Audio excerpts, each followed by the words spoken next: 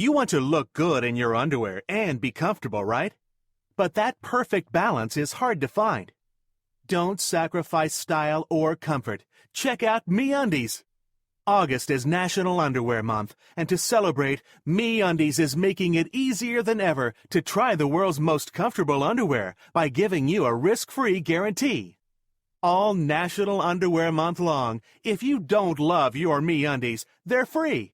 MeUndies are made from Lenzing Micromodal, a sustainably sourced, naturally soft fabric that's proven to be 3 times softer than cotton. Micromodal is an all-natural, breathable, eco-friendly fabric extruded from Austrian beech trees that actually inhibits odor. No stinky undies, just soft, cool, and cozy MeUndies. MeUndies are the ultimate feel-good undies for when you want to feel naked but not actually be naked. All National Underwear Month long, you can feel them for yourself, risk-free. It's simple. If you don't love your MeUndies, they're free. Now until August 31st, get 20% off your first pair, plus free shipping at MeUndies.com/blogtalk. That's MeUndies.com/blogtalk. MeUndies.com/blogtalk. How will tonight's field handle the Bucks running backs? Can Sigmund Bloom win back-to-back league titles, or will the night belong to the Joes, led by Zach Jaros, Shane Gray, and Jeff Howell? Follow along with the live draft board tonight and listen to our live analysis as we call the action live from the 2017 Pros versus Joes FFPC Los Pollos Hermanos Division Number 4 to see who will indeed win a 2018 FFPC main event team. We've got a great show for you. Dave Gerzak is here. I'm Eric Balkman. Stick around. Your high-stakes fantasy football hour starts now. Thinking of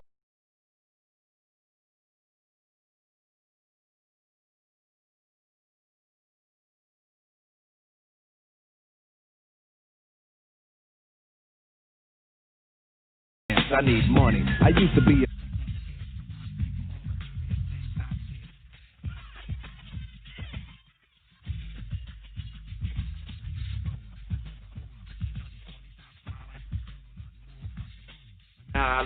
broadcast live and heard around the world. You are now listening to the most entertaining hour of radio on the planet. It's the High Stakes Fantasy Football Hour presented by MyFFPC.com with your hosts Eric Balkman and Dave Gerzak. The High Stakes Fantasy Football Hour is your home for football analysis from the best fantasy players in the world. And now, because no one else was available, here are Eric Balkman and Dave Gerzak. I don't like to dream about getting paid, so I dig into the books of the rhymes that I made.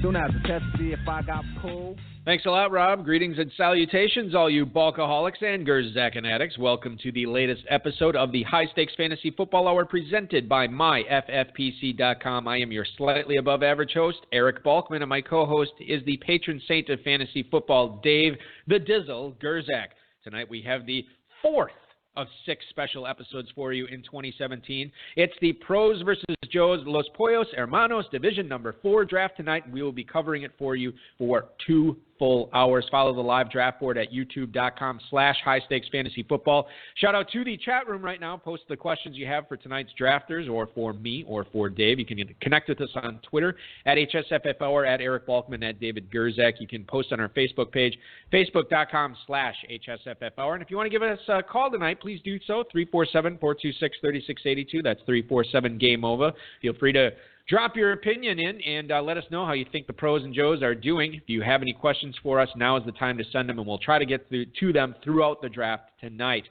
want to remind everybody, if you go to myffpc.com, you will be hit with a bevy of league choices, something there for you. The Football Guys Players Championship, the main event, best balls, draft experts, classics, 100% draft experts, double-ups, Dynasty Leagues, startup forms kicking off this summer. More at myffpc.com. And if you have not booked your room yet for Planet Hollywood this September, I want to remind everybody that PH is welcoming the FFPC players with an exclusive reduced room rate. Basically, without the group code on Tuesday through Thursday, you'll be paying $124, $190 a night. With that code, $79 a night. Friday through Saturday, you'll be paying up to $264 a night. not with the discount code, $179 on Friday and Saturday night at Planet Hollywood. Greg Sidoris is the guy to talk to with that. You can contact him at 855-VIP-HOST or 216-299-5390. His email is lvch777@aol.com.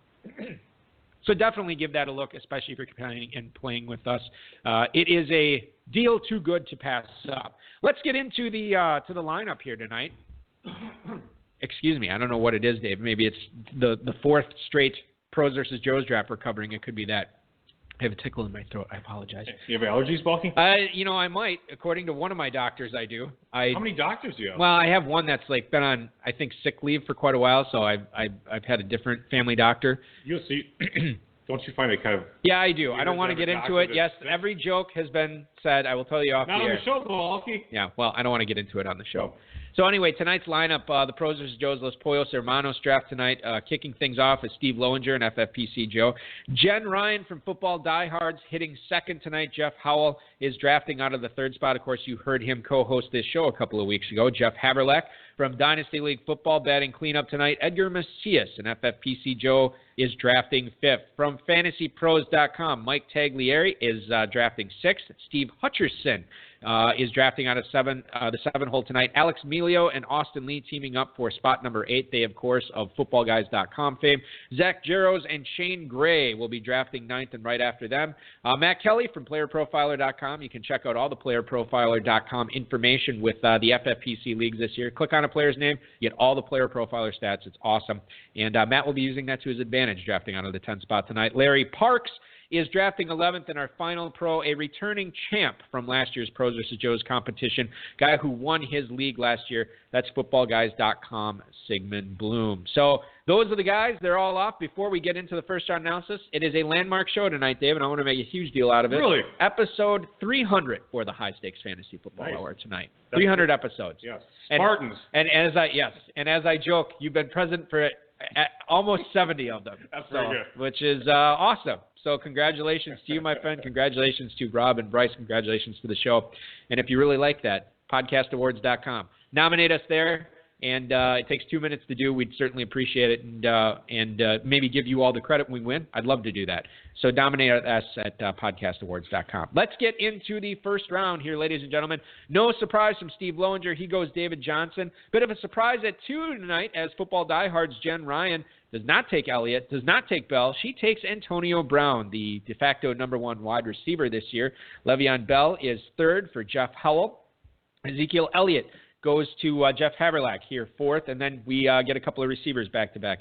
Edgar Macias takes the Falcons' Julio Jones, and Odell Beckham goes to Mike Tagliere from FantasyFootball.com. FantasyPros.com is Odell Beckham at 6. LaShawn McCoy goes to Steve Hutcherson at 7, and then we have Mike Evans and A.J. Green going back-to-back. Evans to Alex Melio and Austin Lee, and then A.J. Green to Zach Jaros and Shane Gray. Matt Kelly from Player Profiler kicks off his draft with Melvin Gordon, and then Devontae Freeman, the penultimate pick of the first round, to Larry Parks, Sigmund Bloom.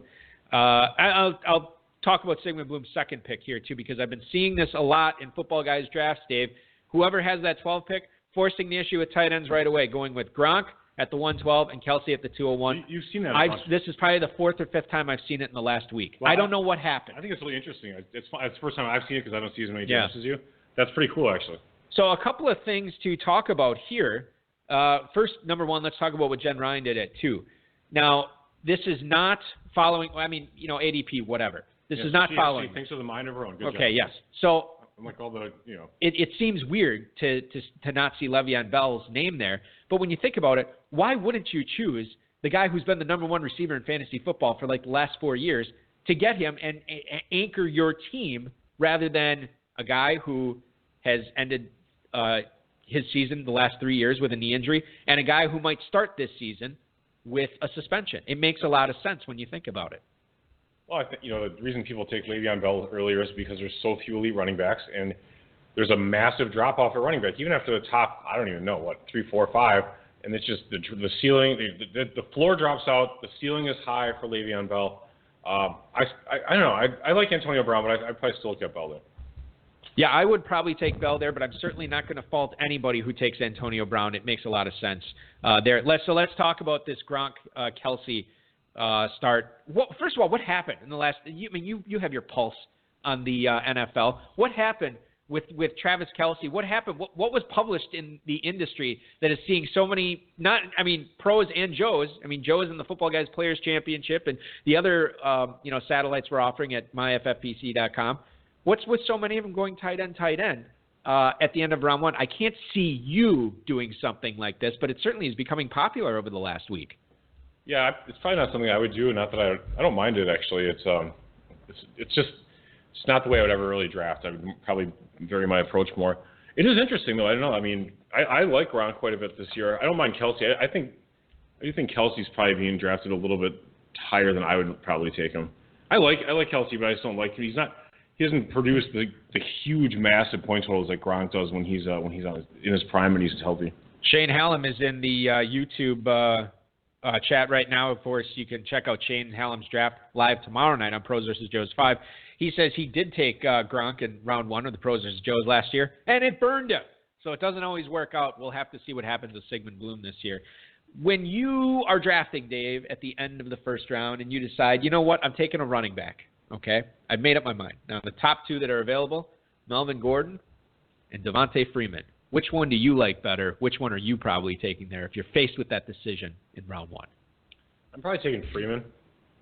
I never really liked Freeman when he was younger, but he keeps on producing. He's such a great PPR back, and they want to sign him to a long-term deal. And whether they get the deal done or not get it done, it just shows the commitment that they have to Freeman as a player. Gordon, we've talked about it a little bit before. I don't necessarily know that there's enough. I don't know that I've seen enough that I really consider him an elite back. I don't think he's quite that great. Just looking at the chat room from the actual draft tonight, and Sigmund Bloom said he was hoping that Gronk and Kelsey would both be there, and that's what he was. Obviously, it was his plan because it ended up that way. But he wanted Gronk and Kelsey there. So Michael Thomas is the second pick of the second round, going to Larry Parks. T.Y. Hilton is Matt Kelly's second round pick, followed by Jordy Nelson to Jaros and Shane Gray. Nelson is coupled with A.J. Green, so they are the first team to go receiver to start their draft. DeMarco Murray going to Alex Melio and Austin Lee, followed by Jay Ajayi. And by the way, you're not on board with Jay Ajayi. Great article on rotoviz.com this past week from Clutch Fantasy, Jake Rickroad, who you can watch draft tomorrow night as well in Pros vs. Joes, made a great case for why Jay Ajayi should not only be a second-round pick, should be a first-round pick. Oh, good. I'll have to read that one. Yes, actually. It is a good one. Todd Gurley right after that. Jordan Howard to Edgar Macias. So he goes Julio Jones, Jordan Howard to start off his draft. Amari Cooper goes to Jeff Haverlack. So Jeff Haverlack. Now, Dynasty guys are very smart. Jeff Haverlack's from DynastyLeagueFootball.com. Yep. They're very intelligent. They can switch gears when it's redraft and when it's Dynasty. Just pointing out, Jeff Haverlack took Ezekiel Elliott, one of the top running backs in the NFL, who's in his second year, and Amari Cooper, who is in, I believe, his third year in the NFL, still super young. Well, do you want to take Frank Gore and Fitz in the first two rounds, Balky? This is a little bit you're getting a little early here. I mean, you go to like round 6, 7, 8, and you talk about it. He taking rookies and stuff. Could have taken Des Bryant or Greg Olsen, who also went in the second round. Went with the youth. So we'll pay attention. I always like when we get these guys like Dynasty League Football and Dynasty Football Factory and Dynasty Trade Calculator. I like seeing, when they pick up, because those guys got to know when to draft veterans in Dynasty too. I mean, that's a skill that you can't need just know the young fellas. No, you got to know the old geezers as well. Leonard Fournette right after Amari Cooper. Leonard Fournette to Jeff Howell. Jeff Howell starts off with Bell and Fournette. Jen Ryan follows up her Antonio Brown pick with Des Bryant in the second round. So maybe it was a zero RB strategy. Stay tuned and find out what happens in the third round here. And Greg Olsen, the final pick to Steve Lowinger, FFPC Joe, here in round 2. So that is it for the first two rounds. I would say there's a pretty good balance between running backs and receivers so far. I wouldn't say any positions dominating. Obviously, we have no quarterbacks off the board. We do have 3 tight ends off the board in Gronk, Kelsey, and Olsen. Now, Dave, here's the interesting thing. If you look at this, maybe it's a little bit too early to see who's forcing the issue with tight ends, but you see it both on the end. It's weird to see them on the end. Right, and it's difficult to try to get those people in the middle to make to make them feel forced to draft a certain position or whatever. And again, I know I'm speaking a little bit early on this, but you look at those players on the ends taking those tight ends. I don't necessarily know if it's going to have much of an impact on the middle parts of the round. We'll have to see what happens going forward. Yeah, for me, one of the problems as a player is if I pick 2 through 11, is if I pass on a tight end. Let's say I pick 3 here, like the 303, and I pass on a tight end. All of a sudden, there could be a massive run that comes through, and I just completely miss it because of the fact they were already on the end. I know that all these other guys still need tight ends, so if you don't take one, you could totally miss a run. On the same token, if you do reach and take one early, then there could be like 15 picks where no one takes one at all. It's pretty tough actually to draft this way now. Yeah, it definitely is. And let's get into the third round as we already have a couple of picks off the board. Demaryius Thomas, who I was, we've talked about how much we love DT on this show. I had a conversation with a pretty successful high stakes player today, and he was talking about how he really likes Demaryius Thomas this year as well. Now, in that conversation, I brought up how much I like DT. So I don't know if he was just like saying, "Oh yeah, Bulky. I like him too." Just to be nice. Trying to get you off the phone, humoring you. Yeah, maybe that's what it could have been. But anyway, I like Demaryius Thomas. I think that's a great pick for Steve Lowinger there at the 301. Doug Baldwin, the third straight receiver drafted by Jen Ryan, who, by the way, on Twitter is at FFDegenerate from Football Diehards.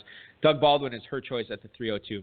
And we have Brandon Cooks off the board to Jeff Howell at the 303. Cooks, the new Patriot, and the first receiver drafted by Jeff Howell here. Jeff Haverlack kind of bucking the trends, throwing my my conspiracy theory out the window by taking Lamar Miller. Your buddy. He's not Your boy. Is he a young guy or is he an old geezer, Lamar Miller? I think, in running back terms, he's kind of middle-aged. I think he's closer to geezer, right? I think he's like 26, 25. Oh, 26. okay. I thought he was older than that. But I don't really know. I'm just, BSing balls. So let me just take a look. Okay. You take a look. So he's the number 2 running back drafted by Jeff Haverlack. Is 26 years old. When's his birthday? April 25th. So he's already turned 26. Just turned 26. Okay. So I guess he's a fairly young guy yet. Good guess. So my conspiracy theory still holds water with Jeff Haverlack going with the all-youth team as a dynasty guy.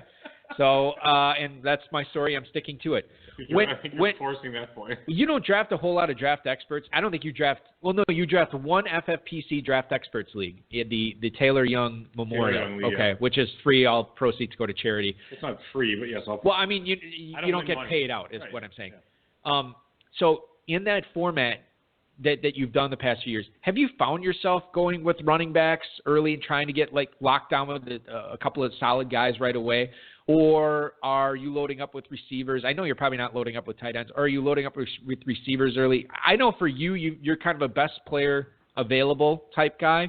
But how has your team construction gone when you've done this format the last few years within the first few rounds?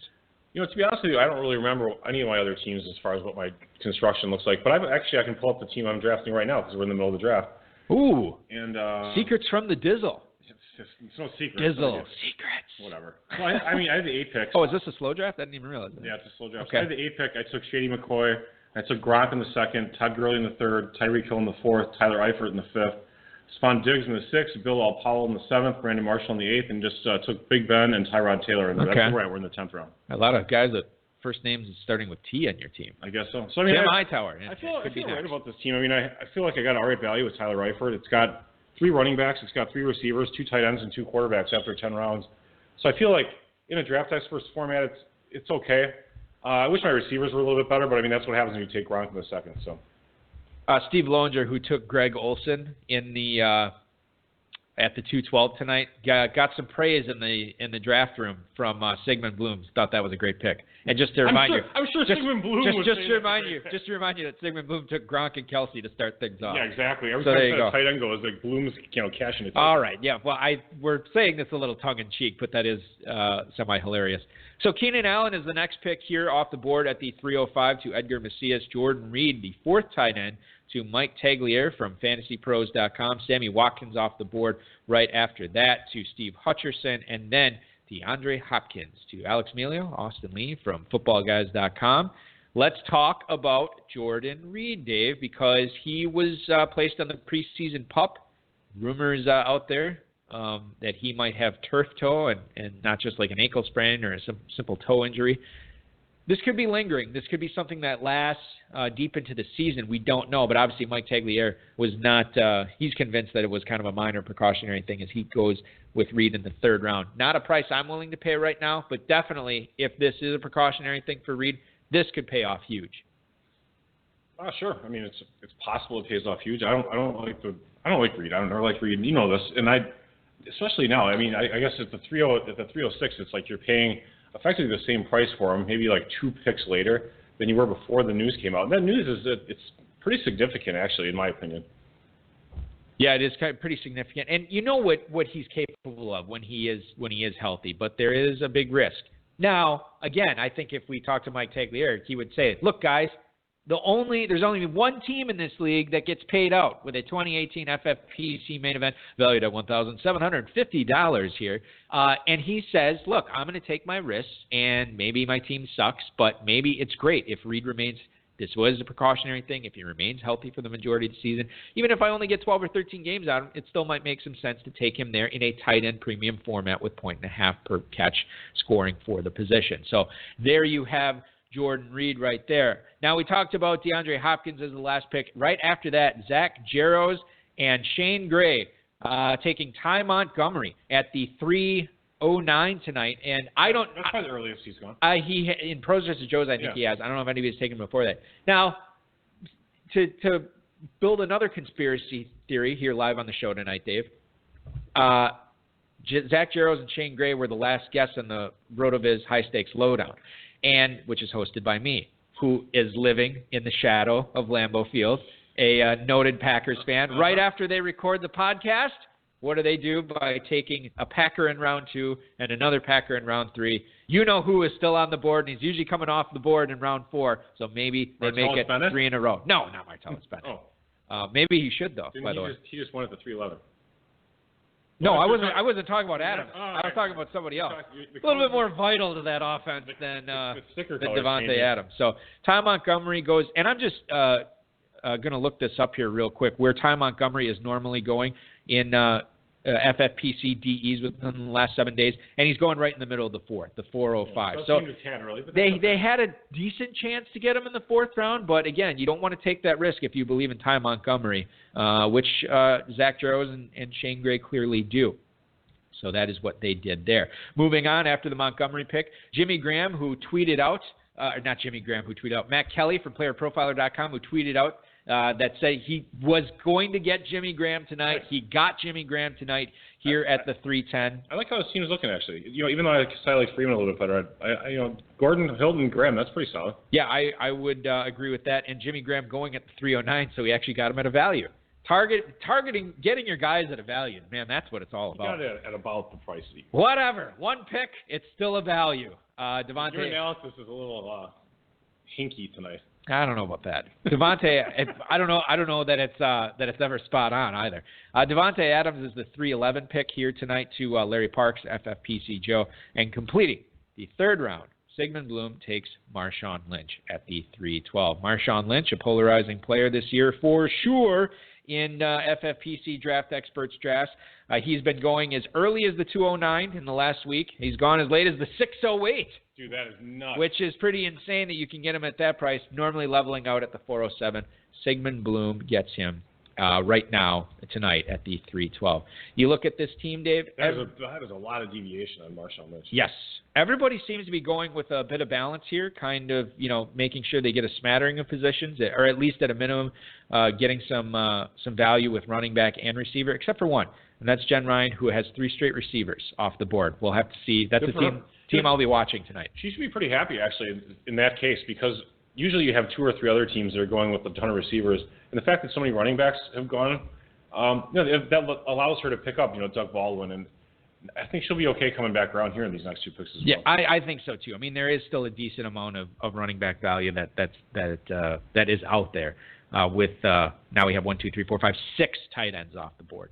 So after Marshawn Lynch, Sigmund Bloom follows it up by taking Isaiah Crowell. Crowell and Lynch making up his backfield right now. And then you have Terrell Pryor going off the board as the third receiver to Larry Parks. Parks, who has gone Devontae Freeman, and then 3 straight receivers, Thomas, Adams, Pryor after that. Going with the old Eric Balkman strategy, Dave, of get a stud running back early and then just gets me some wide receivers, that is your strategy. That is usually what I've done. Draft alert, we have 2 teams now with 2 tight ends as we are in the thick of it in round 4. Matt Kelly follows up his Jimmy Graham pick with Tyler Eifert. So Graham and Eifert are the top 2 tight ends for Matt Kelly, pairing with Melvin Gordon and T.Y. Hilton. So that will be a team to watch, and we'll have to watch the tight end position as we always do in this format to see how people react to it. I think one of the most compelling things in the Pros versus Joes every year is when you get 6 Joes who draft a ton of FFPC leagues and know when these tight ends go, and it's kind of a nuanced thing. They kind of know when they're going to go off the board before the draft sometimes, or during the draft they know when to get their guys. And then you see 6 pros that are, again, fantasy football professionals, but not necessarily totally familiar with drafting players in this format. I think it's always so compelling to see how the tight ends get treated, and we see 6 of them off the board so far. Well, the thing that's interesting is Bloom and Kelly, 2 of the pros, are the ones that are hyping up, going nuts on the tight ends. Gronk, Kelsey, Jimmy Graham, Eifert. They're the ones that are really pushing the issue. And so I'm going to see how the Joes react, actually. I think the Joes, they get it. They'll be chill about it. But I think maybe they'll try my garbage at tight end theory. Yes, the old Gerzak garbage at not really a theory, it's a strategy, I guess. Yeah. Well, it's a theory if it's worked, and it has worked for you. Yeah. It works well in practice. Now, how does it work in theory? No, I mean, you've done it, but you've done it in Kentucky. At the University of Chicago. Oh, really? That's one of the things that they say. Oh. Yeah, it works well in practice. Did they accept you? It works well in practice. Now, how does it really work in theory? Right. Yeah, that's funny. It is pretty funny, actually. Okay. Alshon Jeffrey, the pick right after Tyler Eifert. I'm sure Wasp guy would get it. Like a high-level Cornell professor would get it. Hudson Reeve is doubling over right now in laughter. Alshon Jeffrey is the third receiver taken by Zach Jarrows and Shane Gray, the Boobs Love 'em franchise, which you, as I pointed out, rotoviz.com/podcast. Check them out. Great interview with them. Great preview of their strategy tonight. And I thought they might go 3 straight Packers. They didn't. They take the ex-Bear Alshon, and then look at that right after that. 1 pick later, off the board, Aaron Rodgers, the first quarterback taken tonight at the 4:05 to Alex Melio and Austin Lee from footballguys.com. Hey, you like rookie running backs? We've got one for you here in the mid-4th. It's Christian McCaffrey, and he is the RB3 for Steve Hutcherson tonight. McCaffrey behind McCoy and Ajayi. It is quite a stable backfield he is building right there. We'll have to see how he fills in with receiver and tight end later. Carlos Hyde to Mike Tagliere from Fantasy Pros, and then Julian Edelman, third receiver taken by Edgar Macias. Allen Robinson, the pick right after that. Robinson tonight goes at the 4:09, and then Joe Mixon is the third running back taken by Jeff Howell. Spencer Ware goes to Jen Ryan as her first non-receiver taken tonight.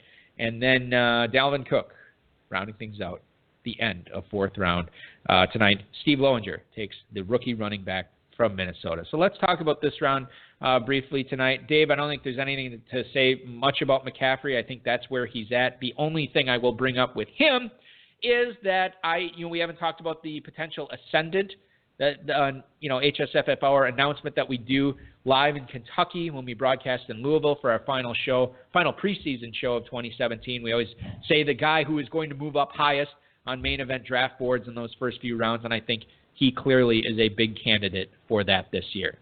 Yeah, I think if you look at McCaffrey, Dalvin Cook, and Joe Mixon, those 3 hyped-up rookies that aren't getting drafted as highly as Fournette, probably the best candidate for the ascendant is the one that just starts crushing it in preseason. All of a sudden catches 9 passes and a half. I think McCaffrey might be that player. You're hearing the rumors of how many passes they're dumping off to him like crazy, how he's leaving people. They can't even touch him. He just makes the moves and they can't even touch him.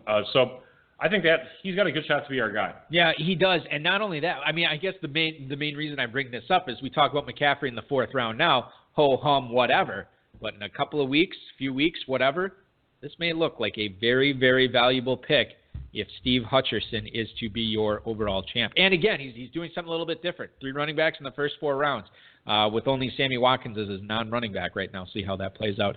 Do you want to talk a little bit? I mean, I don't know if this guy's going to be drafted by the time we're done tonight here at 10 o'clock Eastern time. Allen Robinson, 4:09. Do you want to talk about Blake Bortles at all and what he did in practice?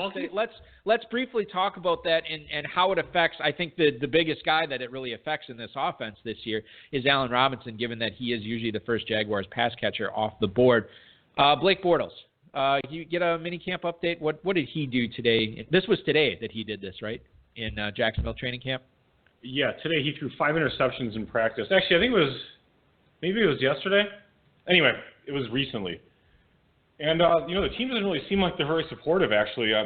Head coach wasn't all that interested in defending him, didn't really give him any encouragement. Now there's talk about picking up Colin Kaepernick and signing him, which actually, to me, sounds like a great move. The fact that a quarterback, regardless of his political stance, which I personally don't care for, I think that the fact that a quarterback of Kaepernick's character, who had over a 90 passer rating, is still available, I mean, they should be on the phone signing that guy like instantly. I think fans, they hate the guy, this or that. But when you're this desperate, when you have Bortles, this is the perfect time to sign Kaepernick, because the fans will be like, all right, good enough, fine. We get it. Bortles sucks so badly that we'll even sign Kaepernick.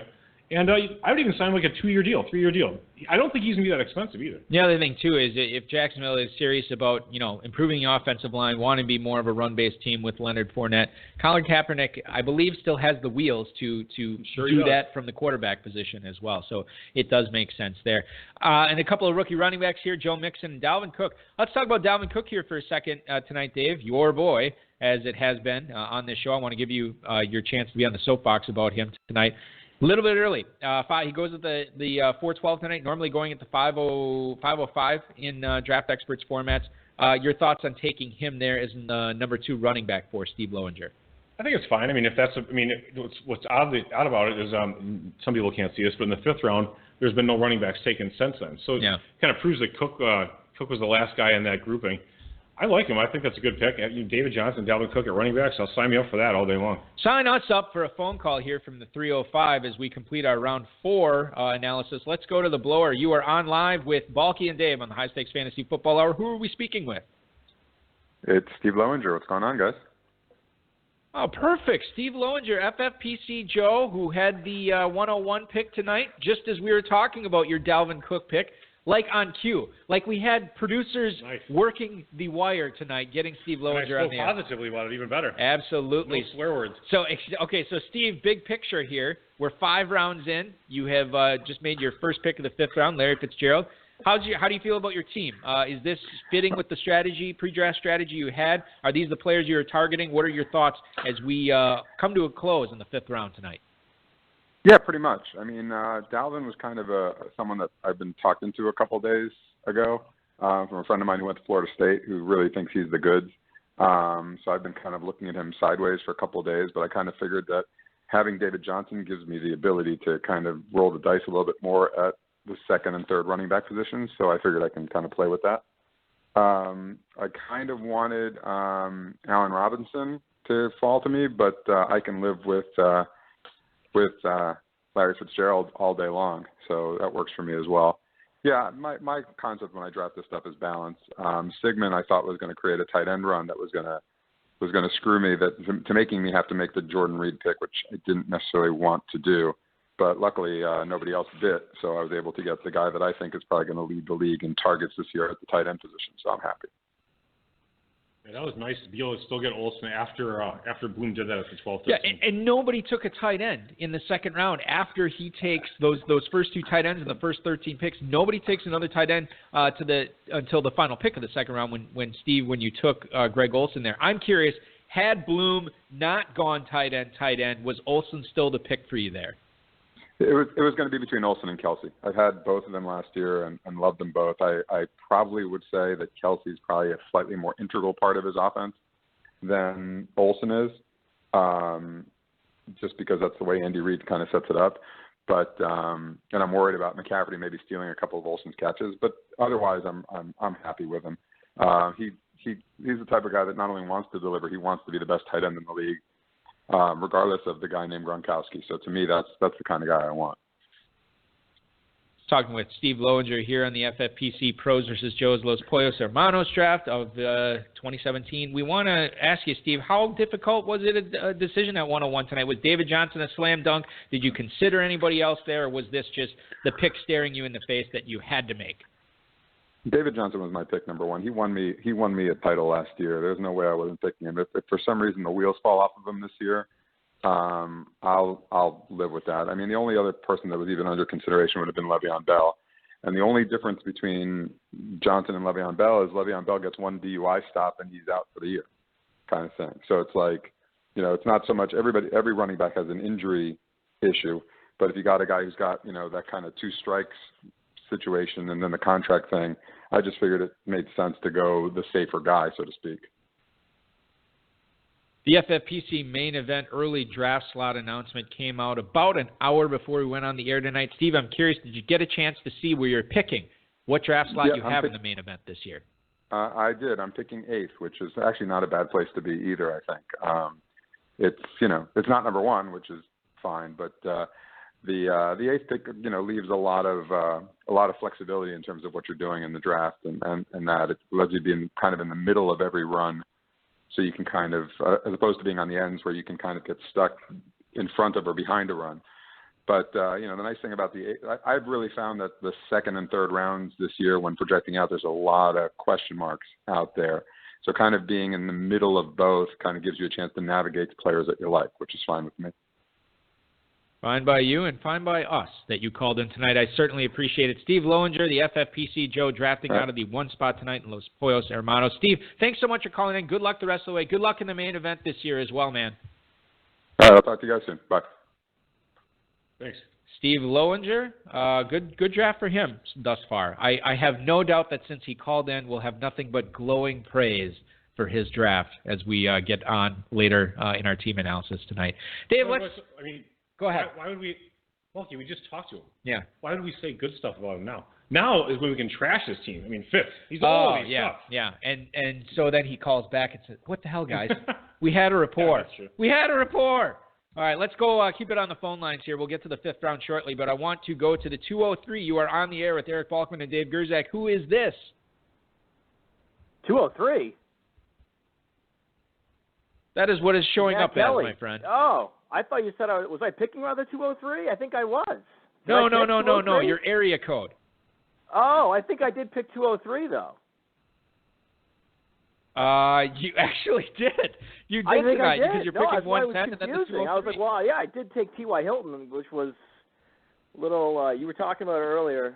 Steve was talking about the question marks once you get to the second round. So the one guy that I didn't think really had question marks at the wide receiver position was T.Y. Hilton. So I had to take T.Y. Hilton. It wasn't like I loved T.Y. Hilton there, but he's not 32 years old. He's not coming off a season where he rolled up 750 yards like Des Bryant. So went T.Y. Hilton. Didn't love it, though. Didn't love doing it. You didn't love doing it, but you did it anyway. Let's talk. This is Matt Kelly from PlayerProfiler.com. Let's talk about a pick I know you liked at the 310. Jimmy Graham, you got your man there.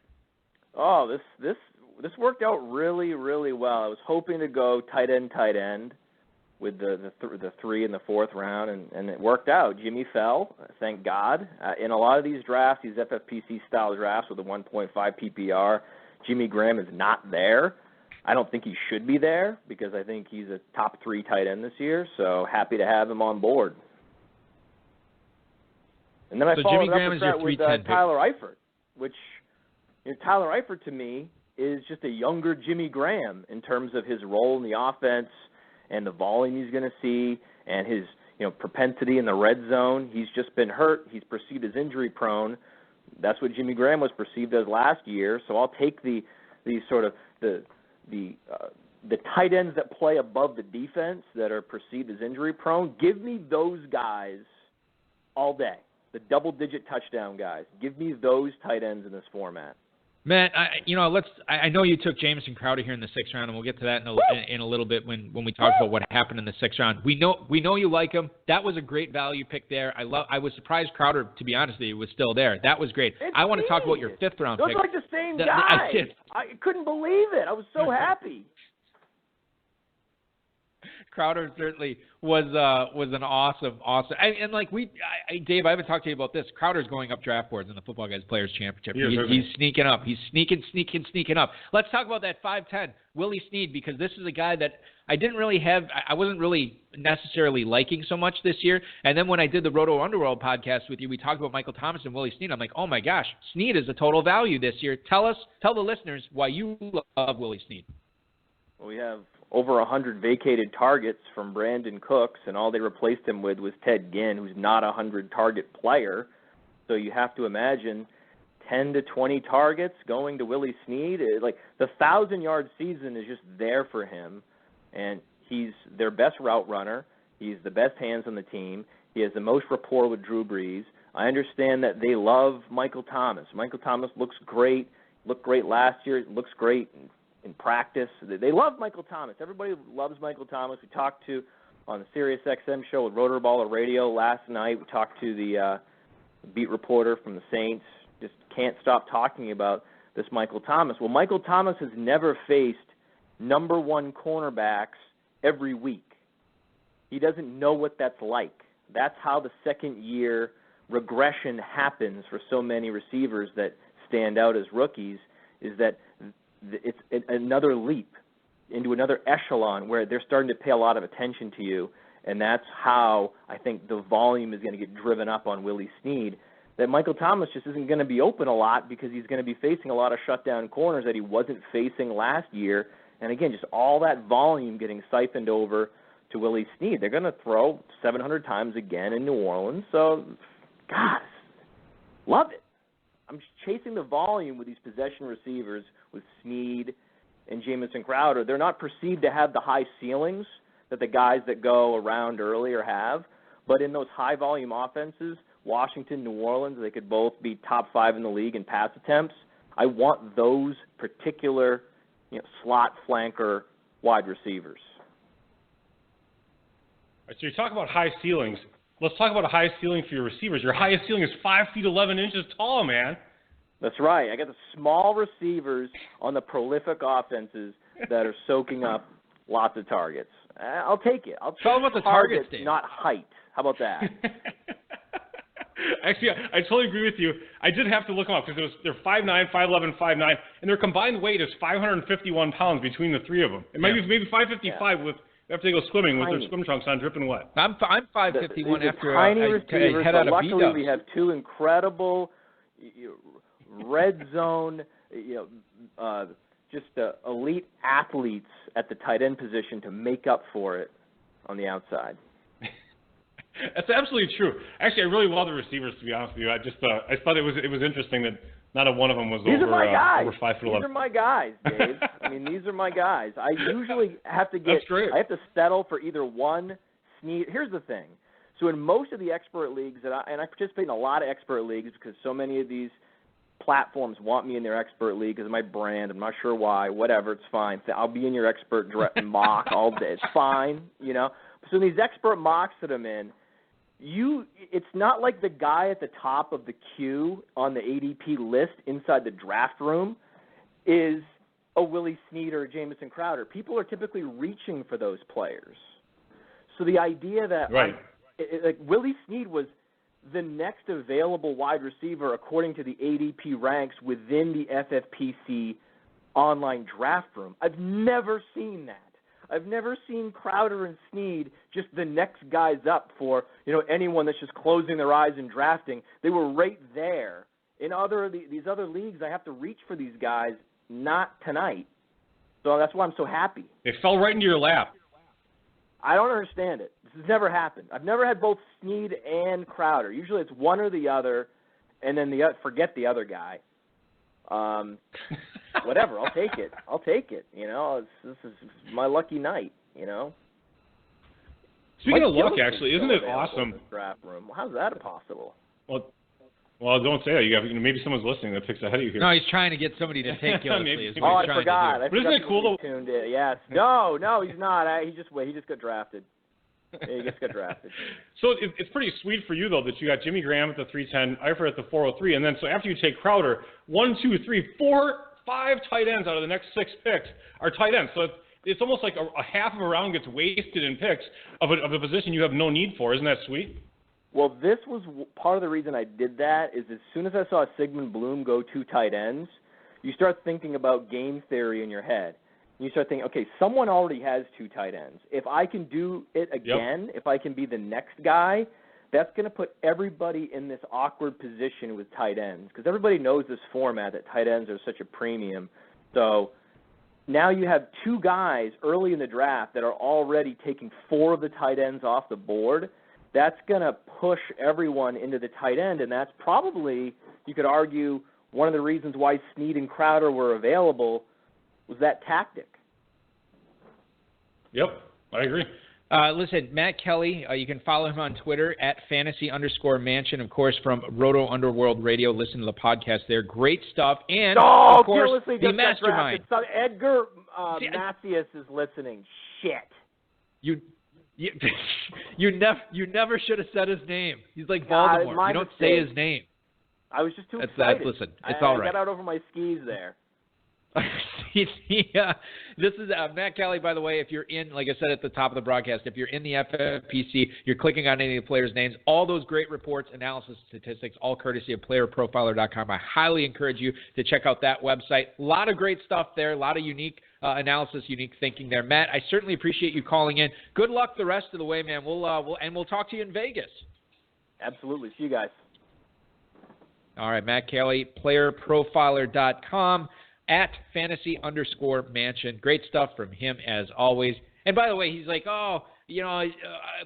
people always want me to participate in these expert mocks for my brand or whatever. Yes, Matt Kelly's brand is fantastic, and that's why everybody wants them, and that's why everybody should go to playerprofiler.com. That's why everybody should listen to the Roto Underworld podcast. It is all fantastic. So he's coming to Vegas. I didn't know that. Yes, he is. Yes. That's awesome. Yeah, he'll be out there, and I believe he will be on this the project that we're working on, which I can't remember if I've said on the show or not. I think he's going to be part of this. I'll have to tell you off air. I thought I did talk to you about this already, but it is a very exciting thing that we'll be doing out there. Speaking of 551 pounds, Kelvin Benjamin went to some other player recently.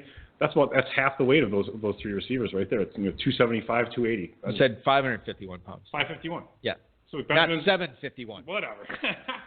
All right, so let's get back into it. The 5th round here, and we'll try to fly because these guys are already in the mid-7th.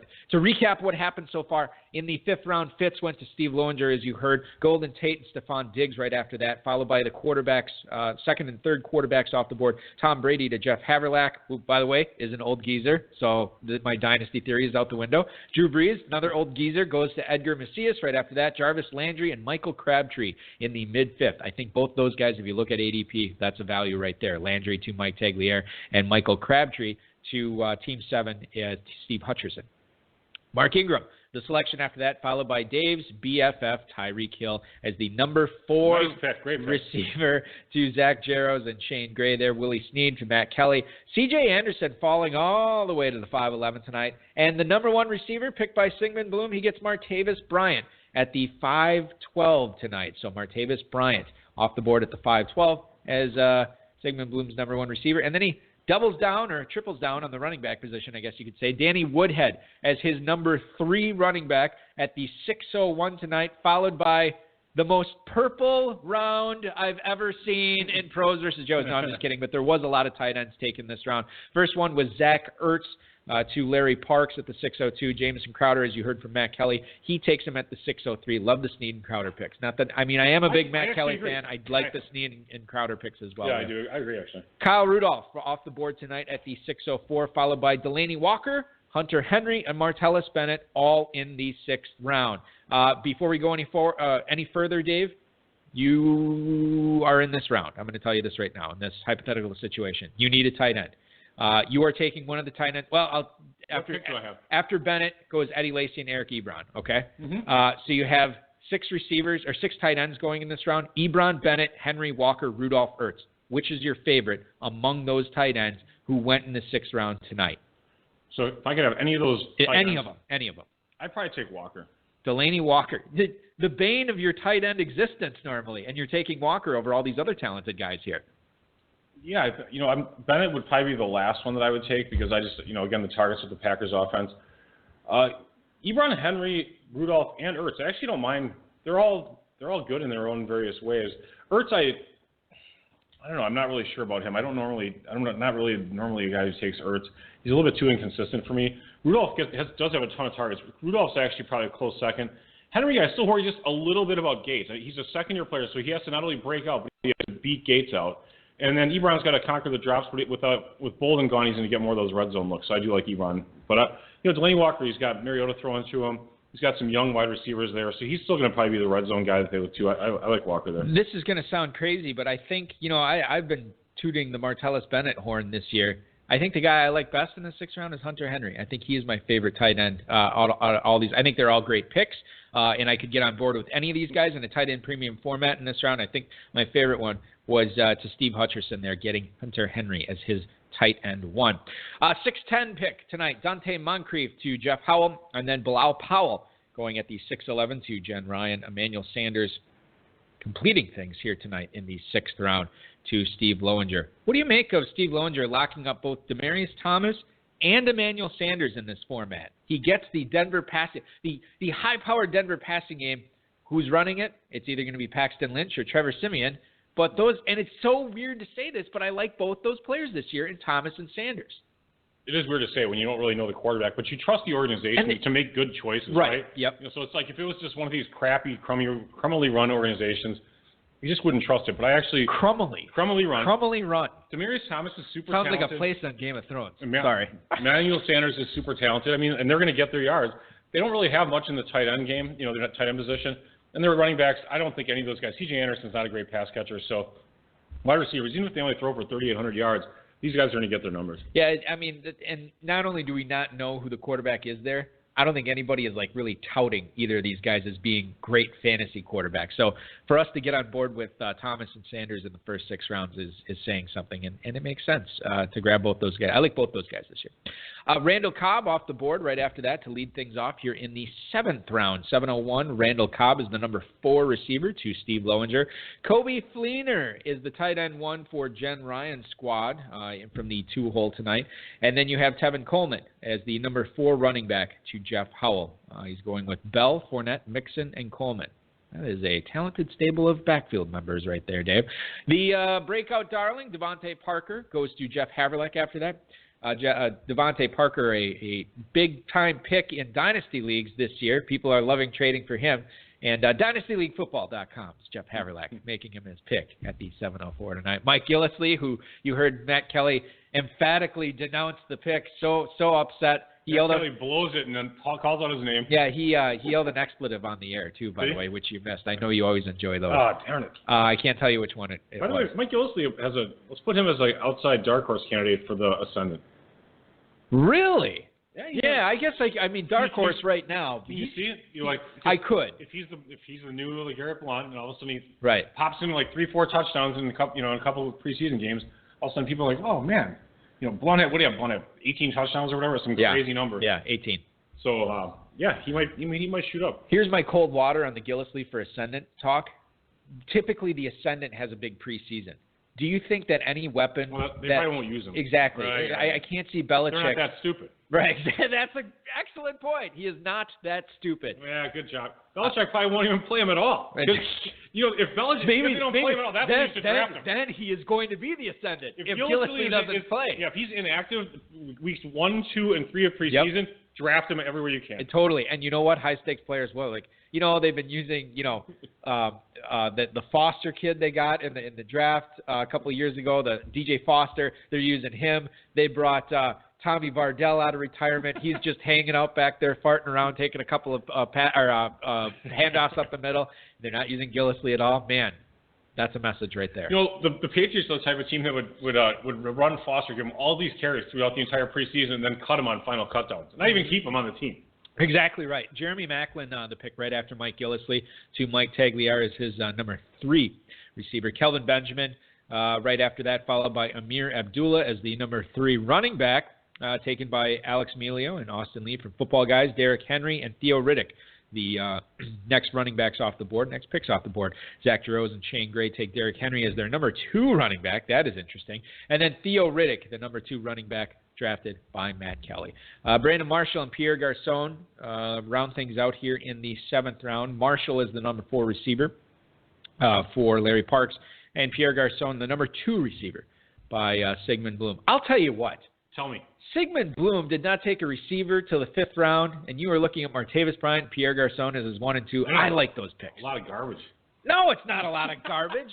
I really like those picks. That makes a lot of sense. I'm just kidding. I'd like to make you mad about Martavis Bryant. Yeah, you are. And I can't even gauge whether you actually like Martavis Bryant this year because I do not. It's like a live. I actually do not. No, there's a live human troll always next to me when I bring up Martavis Bryant, and I can't tell. I can't separate fact from fiction. Well, apparently it is fact. I think he's going to run a little hot and cold, and I think when you have Antonio Brown commanding 190 targets, Le'Veon Bell being the second or the first most targeted or talented player on the team. Until he ends the season with a knee injury. 2 of these super talented players, yes. If they both get hurt, Bryant's going to have a great year. Yeah, that's all it takes. Bryant could have a good year anyway, but I mean, I don't know. I'm not super excited about him. Yeah. I'm just looking at his ADP here when you look at where Martavis Bryant has been drafted. And he actually is going at the 5'10" normally in FFPC draft experts draft. So right around the spot that you can get him. It makes sense. So that is the 7th round. Let's move on and talk about the 8th round here. Dave, as Sigmund Bloom had the turn pick, and he takes his number 3 receiver, Deshaun Jackson, first receiver off the board. And if you like yourself some running backs, well, we got some running backs for you here. A lot of them just went off the board here in the 8th round. Paul Perkins at the 802. Terrence West at the 803. Let's stop and talk about this here.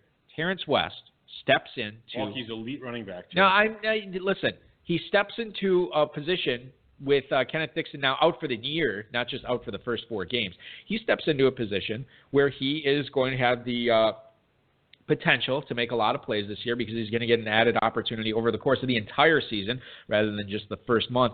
Normally going at the 10:02 in drafts, we're seeing him shoot up a couple of rounds here tonight at the 8:03. Now those drafts some of them were done before the Dixon news came out. I'm sure most were. Do you think this is where West levels out here as we move forward, or does he even go higher? This is where I think this is where he finishes. I don't think he's going to go much higher than this.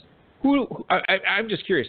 Doug Martin goes off the board at the 804, and I thought this was going to be a compelling storyline because of all the positive news we've heard coming out of Tampa, from the front office to the coaching staff to his teammates to beat writers talking about how great Martin looks this year. His agent, The Rock. Whatever. No, The Rock is his agent? Yeah, he might be. I didn't realize. Has he been on Ballers, Doug Martin? No, he has not. He'd be an interesting real-life case study on Ballers. He'd be a baller. So Doug Martin goes here at the 804 pick tonight. The GM was interviewed within the last 24 hours. I think it was yesterday. And talked about... you heard that news, but not the Bortles 5 picks? I didn't. It's been a crazy day. Early draft slot announcement. I was commissioning today. My wife is... Balky, by the way, Balky was the master formatter of the early draft pick. Oh, yeah. I'm unable to format the email properly. Yeah, Balky is one who can do that. You just got to know the tricks, man. Yeah, I'm a no-talent hack. Not only as a podcast person, but as a email MailChimp user. Yeah, well, listen. You're a better chimp than I am, Balky, let me tell you. The highest compliment I've ever been paid. But no, like my wife is gone. I'm taking care of my kids. It's crazy. Right. Can we talk about that? Sure, go ahead. So if you and your wife, it's your 5th year anniversary. 5th year anniversary this December. 5 years of wedded, 5 years of marriage, 2 years of wedded bliss. And as a 5th anniversary present to herself, she went on a cruise with her mother, right? With her mother, who just retired after 40 plus years of employment. So it's sort of a celebration for her as well. So and that's pretty. So rather than so I've been giving her a little crap about the 5th anniversary being. Well, a cruise for her that you're not in attendance. It speaks to our family that my wife wants to take a 5-year anniversary cruise, and she takes her mother, and her mother just retires after 40 years of work. She doesn't take her husband; she takes her daughter. Yeah. So there you go. So she's on a week-long cruise. Tight. Yep, very tight. I didn't want to miss Pros versus Joes, man. Come on, this is like the best part of the year for us here. You could have broadcasted from the cruise ship. It would have cost like $5,000. Would have been a train wreck, but totally worth it. So, Doug Martin, are you surprised that we've seen him go at the 804 tonight with this underwhelming news that the front office said? What did they say? I'm sorry, I think I interrupted your story, to be honest. Yeah, well, there was an interesting quote from the GM, and I can't think of what his name is now. Damn it! This is so annoying. Like I know these guys' names, and then when I'm actually on the clock, I just totally. No one knows his name. No one. Doug Wilson. Is that his? It's not Doug Wilson. Rob Fishstein. That's definitely not the right. All right, I have it right here. Thank you for vamping for that, so I can bring this up. Jason Licht is his name. The Bucs. Close enough. Bucs GM. He was asked about Martin's roster spot. It might not look. He has done everything we've asked him to do, and he looks reminiscent of 2015 when he was playing for his contract. He looks the same out there mentally and physically, so he might be one of those guys that needs a carrot. And he's got a pretty big carrot in front of him right now because there's no guarantees that he's going to be here. Interesting. Maybe Martin doesn't make the team. He is suspended for the first 4 games. This is a guy I really liked, and now I don't know. So, okay, that's the GM talking. He says there's no guarantee he's going to be here for this season, or does he mean for a long-term? Well, what do you think? I don't know. I heard what you said, and I can't really read it very well. Well, he's talking about the deal. He might be one of those guys that needs a carrot, and he's got a pretty big carrot in front of him. Playing for the contract, there's no guarantee he's going to be here in the future. Okay. I mean, I think that's how you're reading it. Yeah, I'm not reading it that we might cut him. I mean, do you think he would actually come out and say we might cut him? He was very effusive about Jacquizz Rodgers. Again, the 5'4", 140-pound Jacquizz Rodgers, but still. I really love the Doug Martin, Jacquizz Rodgers combo. I do but too. If you don't get the combo, me no like you so much. And it's tough because you got to take Martin to make it work, and then it's just winging a prayer after that. Yep. So more running backs here in the 8th round. Right after Martin goes Duke Johnson, C.J. Prosise right after that to Stephen Hutcherson there. Andrew Luck is the 4th quarterback off the board to Mike Tagliere. That seems pretty cheap for Luck. I would. What do you think? Yeah. I mean, Luck's been going earlier than that. I would take Luck there. Passes or not, Balky? Big, stupid-looking beard or not? I'm just looking at Mike Tagliere's team here, and he's on the clock. It'll be interesting to see who he takes. But I look at his team, and there is a ton of upside on this team. But you also look at it. Todd Gurley, coming off an underwhelming 2016. Jordan Reed has the injury right now. Carlos Hyde, not sure what his role in San Francisco is going to be. Jarvis Landry, we know that they're not extending him. Take that for whatever it means. They said we're not extending Landry. Well, I mean, they did not say that, but it certainly sounds like that's the case right now. And then you have, right after him, Martellus Bennett, a guy who is in a new offense with a new quarterback. Jeremy Maclin, new offense, new quarterback. Andrew Luck, we don't know what's going on with the shoulder exactly. A lot of risk. There is a lot of risk. But again, if you're going for broke, if he gets some of these guys to hit, man, it could be great. Well, he took John Brown, another guy who's coming off the sickle cell, and he's got some problems. Who did have was it a quad injury right now? Quad or hamstring? Some sort of leg injury right now. So I will have to pay attention to how Mike fills in the cracks here as we move on into the middle third of this draft here, we'll call it. So after Andrew Luck, Matt Forte to Edgar Macias, Frank Gore right after that as the number 3 running back to Jeff Haverlack, Eric Decker, and by the way, you cannot get a more opposite dynasty pick than Frank Gore to Jeff Haverlack. So of the youth movement, Frank Gore over there. Yeah. The Ponce de Leon Frank Gore going and Tom Brady going in the 8th round, yeah. Eric Decker at the 8-10. Russell Wilson is the 5th quarterback off the board tonight at the 8-11, and Samaje Perine to Steve Lowinger as his number 3 running back. What do you make of the running backs? Well, okay, make your point, and then I'll talk about Steve Lowinger's running back. I'm just looking at Russell Wilson to me. It just seems like he's a pretty good quarterback to get, and the reason is he's not really expensive, and you usually can get him to start like that second level quarterback run where they get the Matt Ryans, Mariotas, and guys like that. And Wilson, he's got some upside as well. He's still in his prime as a quarterback. He lost the weight. You know what I mean? He didn't just get married. He's now had a year of this. I like Wilson. I think Wilson's got plenty of upside this year. I think he's going to come back. He's going to run a little bit more, and he's going to still throw the passes. Remember 2 years ago, he was just phenomenal. He was almost unstoppable when he was healthy. And last year he played injured, wasn't as good, but he was still pretty all right. Yeah. Was this did I talk about this on the show that I was going back through FFPC emails last year and I used a photo of Russell Wilson at training camp when he had bulked up. Yeah. He had biceps like a pro wrestler, and he just looked like a linebacker type. Mm-hmm. And then he had all that injuries. Now we hear this offseason, he's lost weight. He's doing yoga. He's down to 10% body fat. He's a vegan. It's you never know what's going to, sometimes they're big, sometimes they're small. It's just crazy. So maybe the small will help out with Wilson. Steve Longer's running backs. David Johnson and 2 rookies through 9 rounds. What do you make of the unknown of Dalvin Cook and Samaje Perine as his number 2 and 3 running backs here from the one hole? Well, we talked about Cook already. Perine, I'm not buying Perine. I know people are into him, and I don't believe that he's going to capture that role. On the same token, I'm still not really sure if I'm going to go the other direction either. So I don't know. I just don't really know if I'm going to hit that Redskins running game. Yeah, I am probably staying away. The thing is, one of them is not like screaming a value right now in drafts between Perine and the other guy. Fat Rob Kelly. Maybe if you didn't call him Fat Rob Kelly all the time, maybe I'd like him more. But you're always throwing this mean adjective at him. Fat Rob, that's his nickname. He likes people when people call him that. Yeah. Does he really? He might have given himself that nickname. I'm not sure. He doesn't really seem fat. Is he fat? Well, he's not as fat as he was last year because he has slimmed down this offseason. Wasn't he? He was pretty good last year. He was all right. Well, I mean, the thing is, we had such low expectations for him last year. If he, shows up at all and doesn't, ruin everybody's fantasy week, then he's pretty good. You know what I mean? Yeah, maybe I might look at Kelly. I guess maybe I'll look at Kelly. Matt Ryan, the 901 pick tonight to Steve Lowinger. Adrian Peterson. This is an interesting value tonight, Dave, as he falls to the 902 to Jen Ryan as her number 3 running back. Adrian Peterson in FFPC Best Ball has a ADP of 709 within the last couple of days. Nice value for her. Pretty good value when he slips basically a round and a half there to and her. She needed it. She did. Yeah, it worked out for her that she hits those receivers early and she's still able to get a guy like Adrian Peterson in the 9th round. Definitely worked out well for her. Maybe that was the plan all along. She knew it was going to happen. Yeah, right. I don't know. Nevertheless, even if I don't really care for Peterson that much, but when you're getting a round and a half of value and you have a need, just snatch it up. That's a good deal. And look, after that, as you're about to see, you only have McFadden, and no other running backs have gone in like 12, 13 picks. Yeah, the only 2 running backs here in the 9th round as we move forward. Tyrell Williams is the 903 pick, a guy who is shooting up draft boards, especially with the news that I think we just saw today. There was an update that Mike Williams, the Chargers announced, will miss all of training camp with the herniated disc in his back. Yikes, that's never good.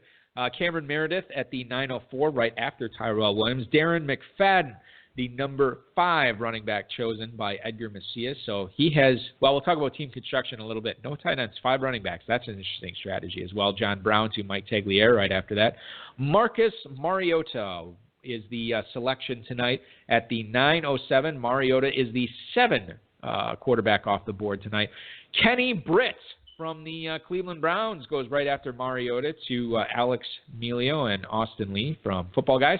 Jack Doyle is the 2nd tight end chosen by Zach Jaros and Shane Gray, followed by Jason Witten, the final tight end chosen in the 9th round tonight. And then we get a little mini QB run. I say mini because it only affected 2 teams, the 2 teams on the turn. We'll go into the 10th round with this analysis.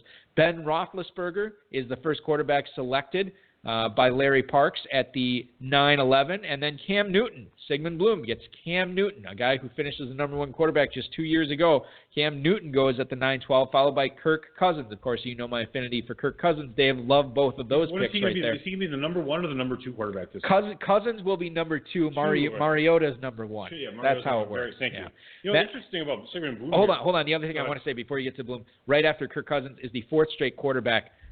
This is sorry.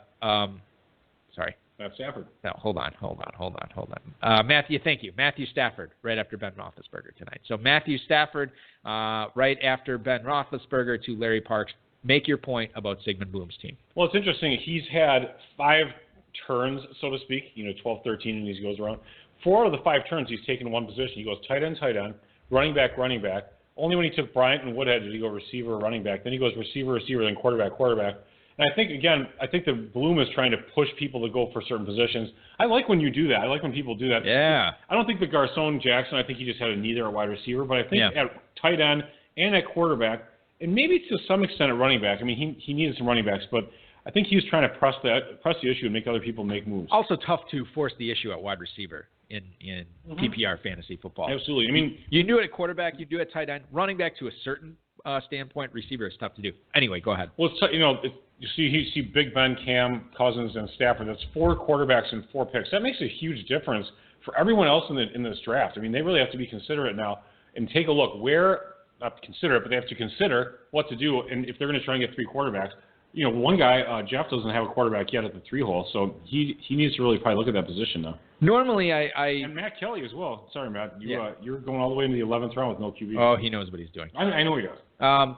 Okay, so Sigmund Bloom just wringing his hands together going, after Larry Parks goes quarterback in the 9-10 right after Sigmund Bloom does. Now, all of a sudden, we're going to see a flurry of quarterbacks, in my opinion, Dave, here in the 10-11 rounds with people gobbling up these quarterbacks. Remember, this is a DE format.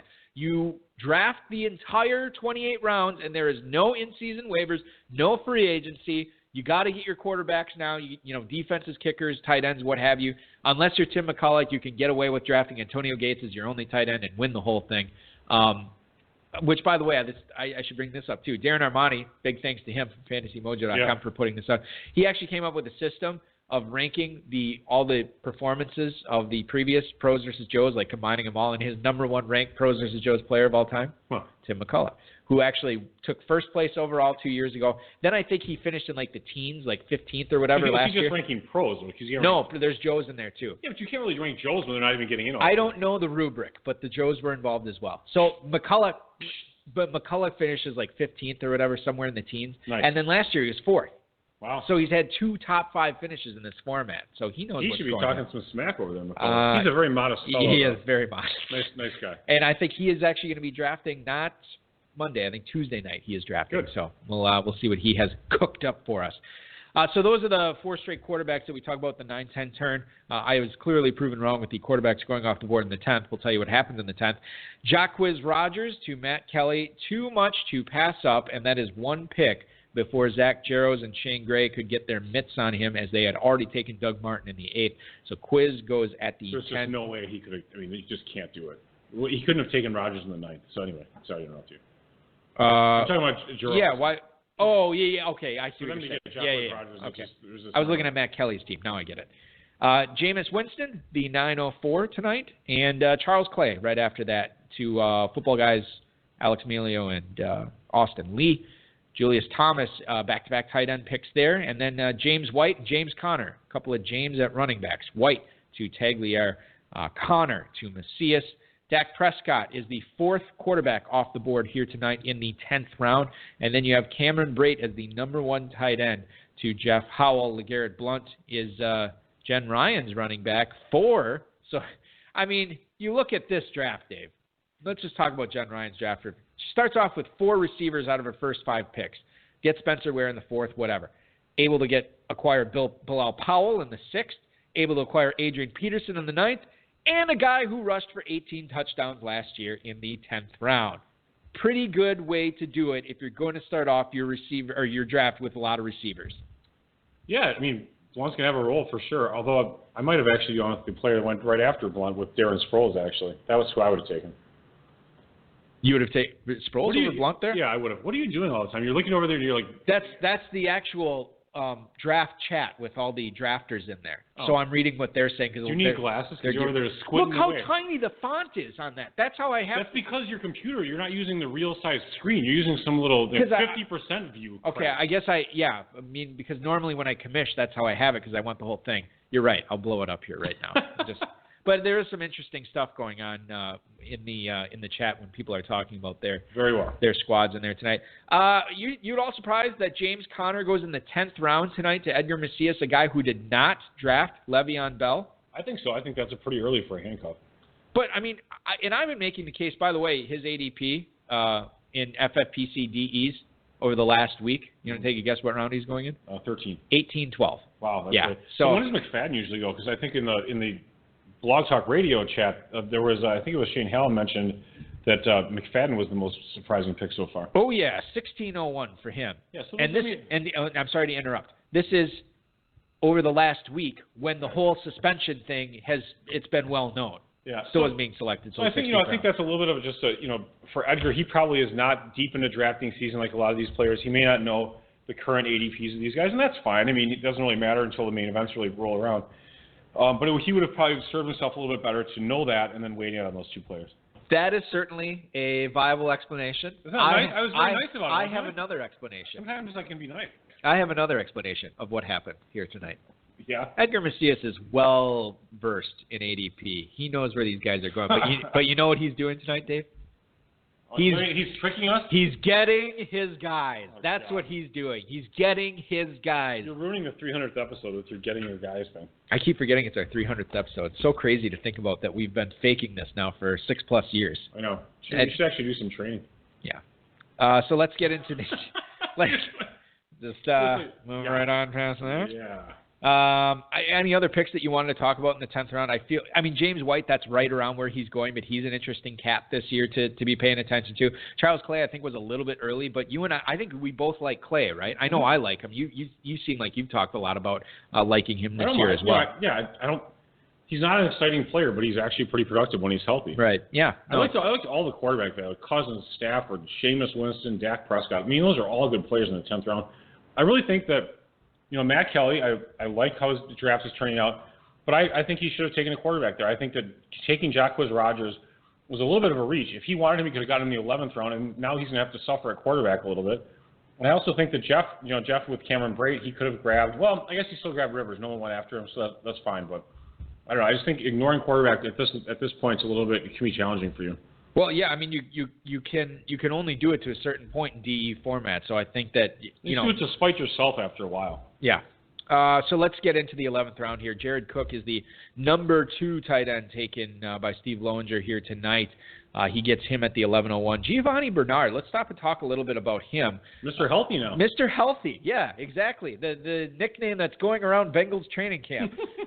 One of the beat writers wrote that Bernard not only looks great for a running back who's 8 months removed from an ACL tear, he just looks great for an NFL running back at this point. Great news for Giovanni Bernard dynasty owners, of which I am one. That guy probably just graduated from Ohio Northern University. It's his first week on the job. These beat writers, this guy, he doesn't know what he's talking about. Bernard could be in great shape. He could look awesome. He could have looked great running in a straight line. 8 months off an ACL, it's really just he's just not going to be there. I'm sorry. It's just not. I don't see has a running back ever come back after 8 months off, 8, 9 months, and been awesome? Ever. Adrian Peterson? I don't know. I don't know. Maybe if anybody's done it, it's been him, but I don't think his is 8 months. Yeah, I think it takes a little bit longer. Maybe by midseason he's in pretty good shape, but you have to get comfortable with that part of your body again, from what I understand. But still, the value of a RB5 here. I think it's a great pick for Jen Ryan, because in a DE league, she doesn't even need to care. I think Giovanni Bernard, it's like, throw him out there and see what happens. Maybe he ends up having a bunch of 15, 20-point weeks near the end of the season, or even midway through.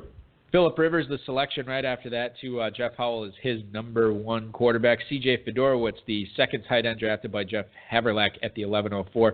Jonathan Williams, this is an interesting draft that Edgar Macias is putting together, as Jonathan Williams is his RB7 here in the 11th round. No tight end, 1 quarterback, 3 receivers, and a truckload of running backs. I'm not quite sure what the strategy is, but I guess we're going to find out. Well, we'll find out. Maybe it is just, we're going to see a ton of yellow on his board with just receiver. He's supposed to find a bunch of tight ends, and there's not many left. He's doing the McCullough strategy. Just, I'll draft. Antonio Gates is still out there. Richard Rodgers in the 26. Good enough. That's tight end format. What a gimmick. Nobody cares. That's right. A ton of quarterbacks right now. Tight end run. So I said it would be in the 10th and 11th round. Wasn't in the 10th round. Certainly happening in the 11th round here, with a ton of people getting their backups and one team getting his starter. Tyrod Taylor to Mike Tagliere from Fantasy Pros. Andy Dalton to Steve Hutcherson. I feel like I'm saying a lot of good stuff about Steve Hutcherson's draft. I do like Andy Dalton this year as well. Me too. Derek Carr right after that as the backup quarterback. The highest paid quarterback in the NFL, is that right? Yes, and he's the backing up Aaron Rodgers on Football Guys, Alex Emilio and Austin Lee's team. Like the 17th or 18th drafted quarterback in fantasy. Something like that. It's crazy. Eli Manning right after hold on. Before I get into this, I think I kind of like Derek Carr this year. And here's why. 18th. I think people are kind of over-projecting the Raiders as a potential force in the AFC. Okay? I don't believe that they're going to be. Their defense isn't quite all that good. I don't believe that. Yes, I don't believe that their team is going to be as successful as far as wins go this year. Yep. I don't think they're going to be running away with a ton of games. Okay.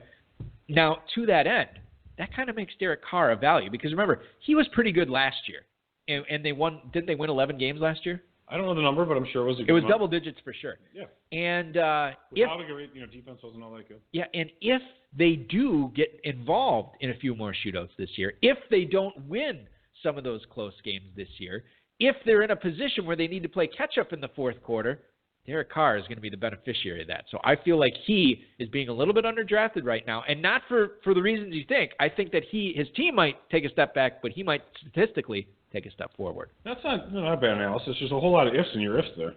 There's like 5 ifs. Yeah, but I was basically saying the same thing. This is my first take moment where I just repeat myself over and over again. Nice hot take. Yeah. Eli Manning to pick right after Derek Carr.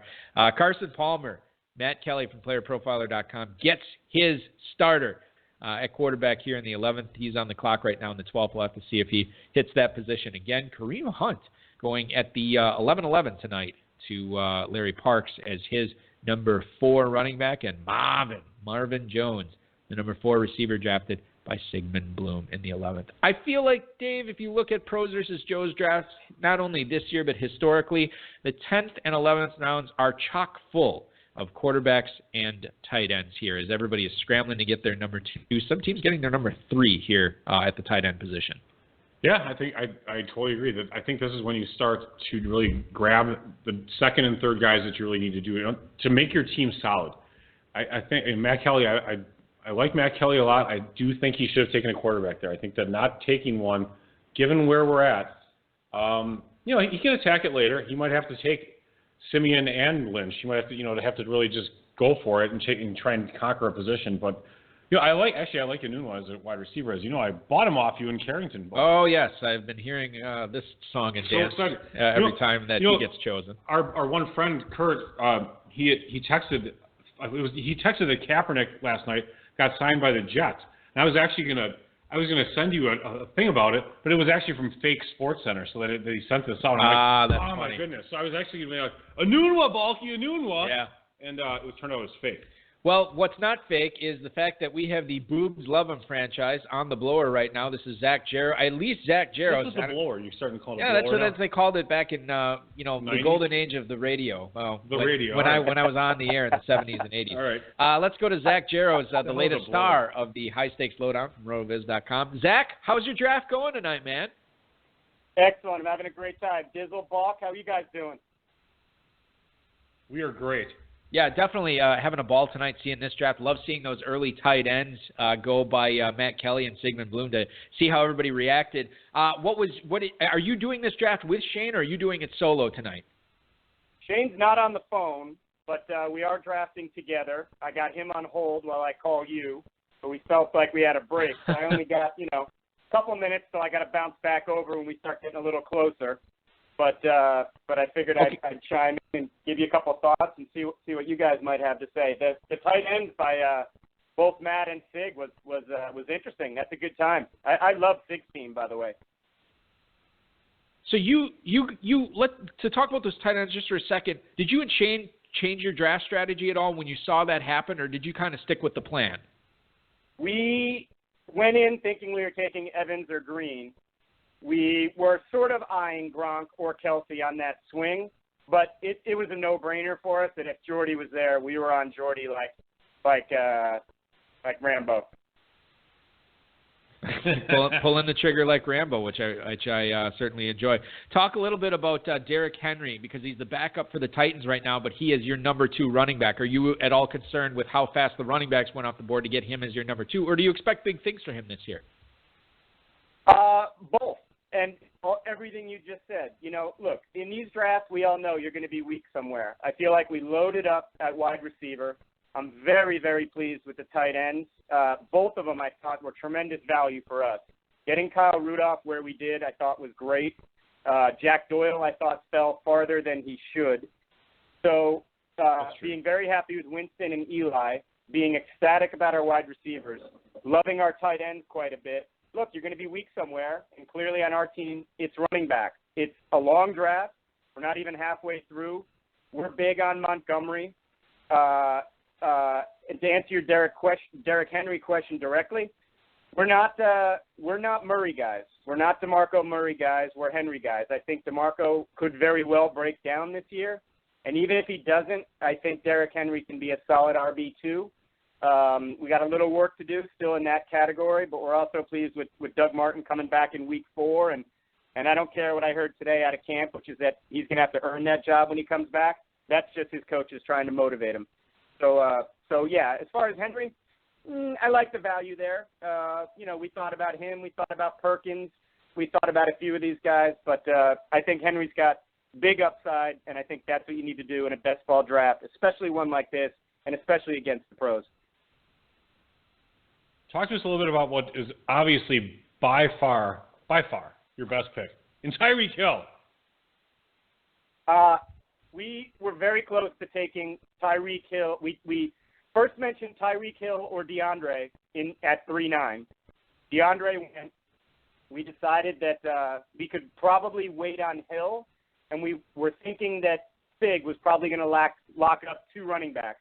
We did spend a couple minutes on Crow versus Montgomery. Took Montgomery. So the Alshon Hill decision for us was brutal. I think we ran out the clock on that discussion. So when Hill was there at 5'9", yeah, you said it, Dave. I mean, that's one of the better values in the draft, probably.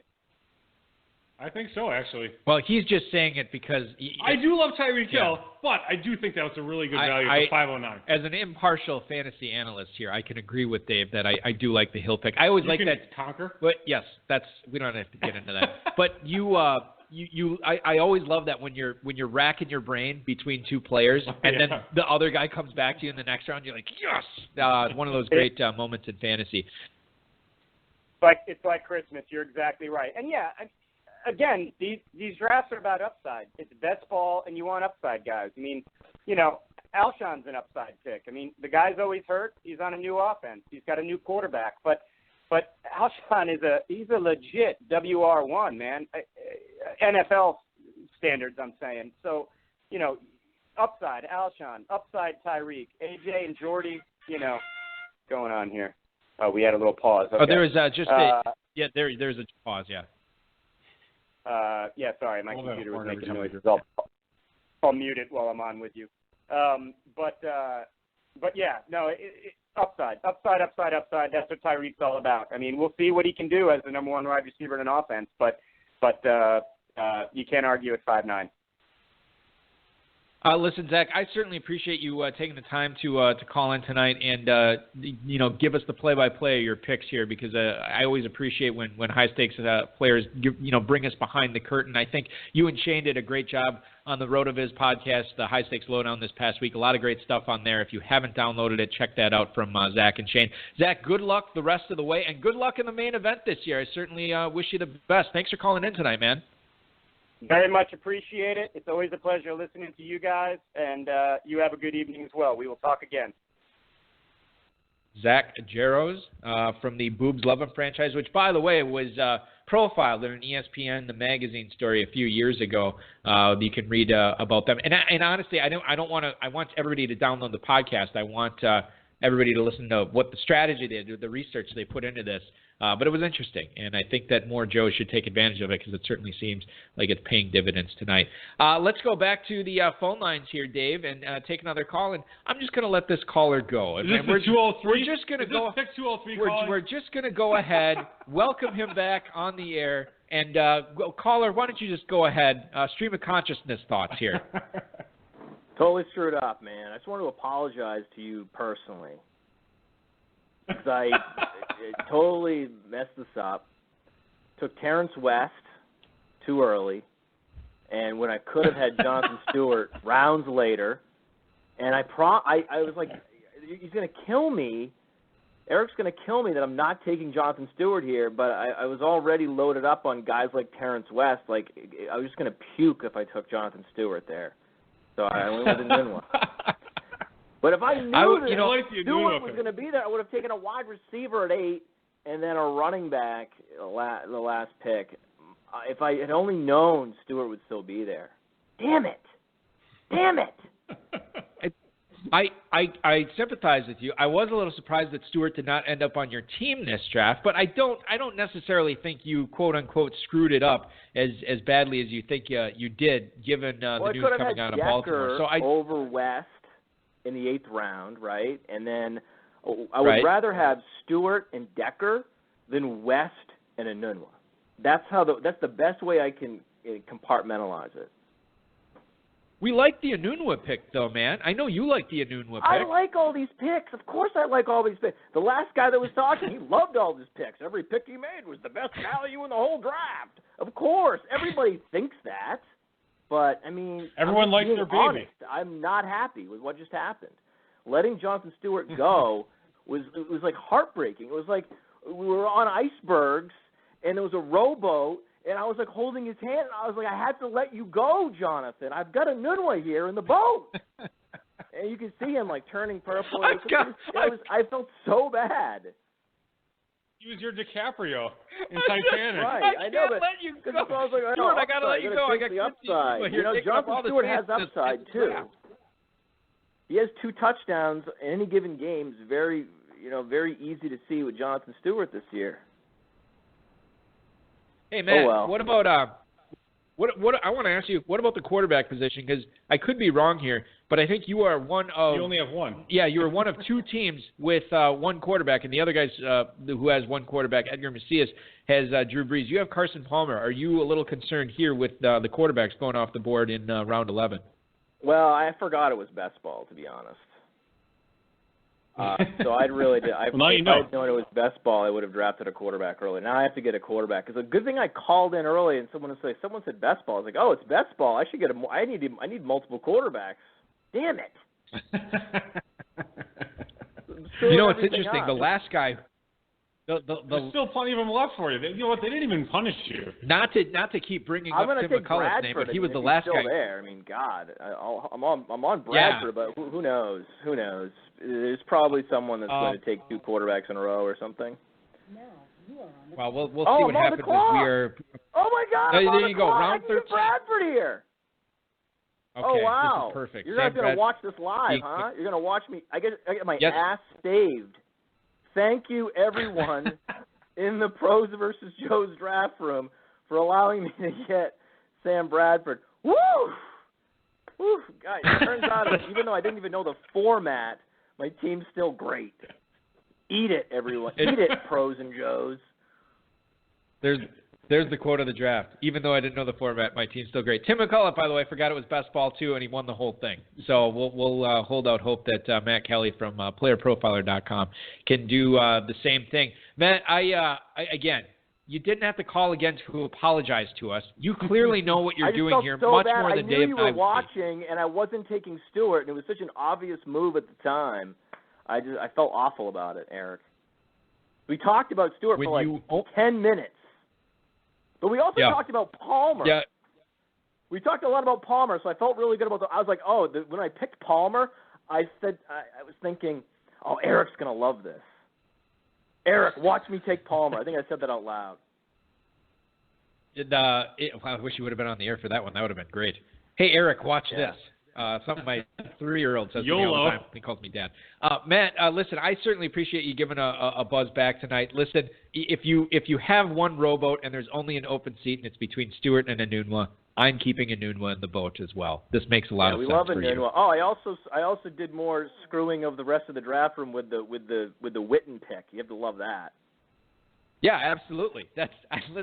Anytime people are stacking 3 tight ends in the first 9 rounds, sign me up for covering that draft live because it's always going to be compelling radio to see how other drafters react to that.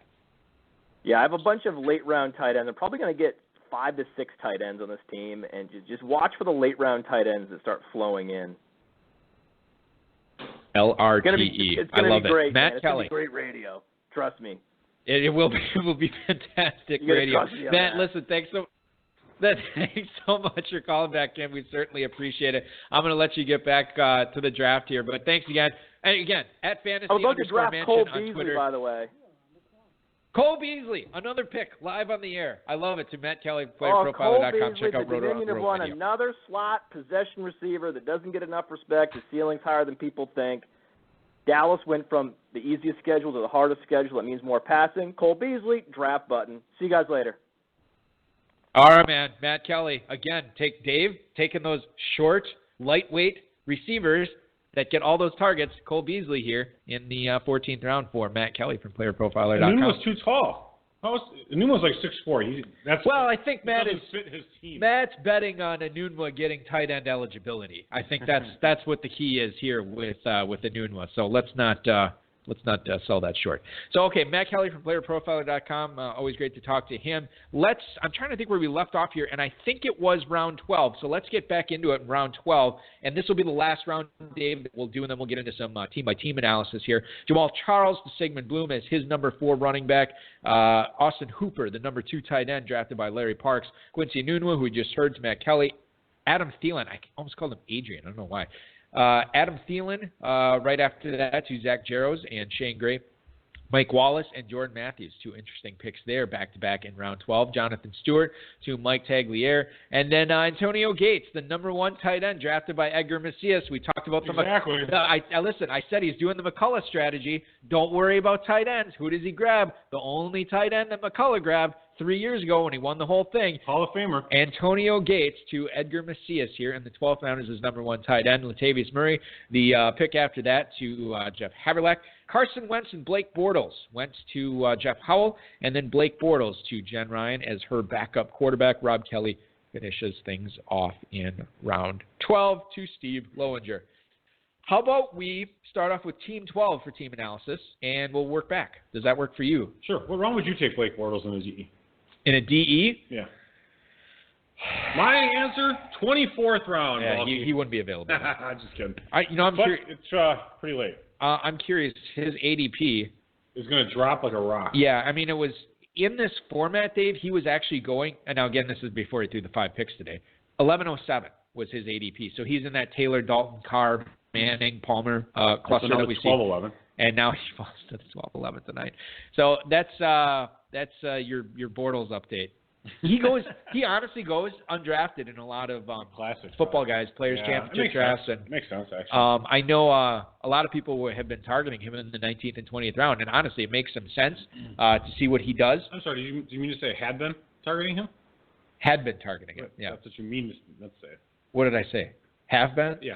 Oh, yeah, they had been targeting him. I haven't. Listen, the other thing I don't is too. too. Get into semantics of English, but you were. No. It was kind of a joke. They have been targeting him, but now this has happened. Now they had been targeting. They had been targeting him. I thought I said had been. I'm probably wrong. The thing I will say about Bortles, I didn't know about the 5 picks in practice until I got to the studio today, and you told me about it. Yeah, I know. So I haven't had, obviously, any conversations since then, since we went on the air right away. So let's start off with Team 12 and work back. Does that work for you? Yeah, sure. Okay, great. Sigmund Bloom.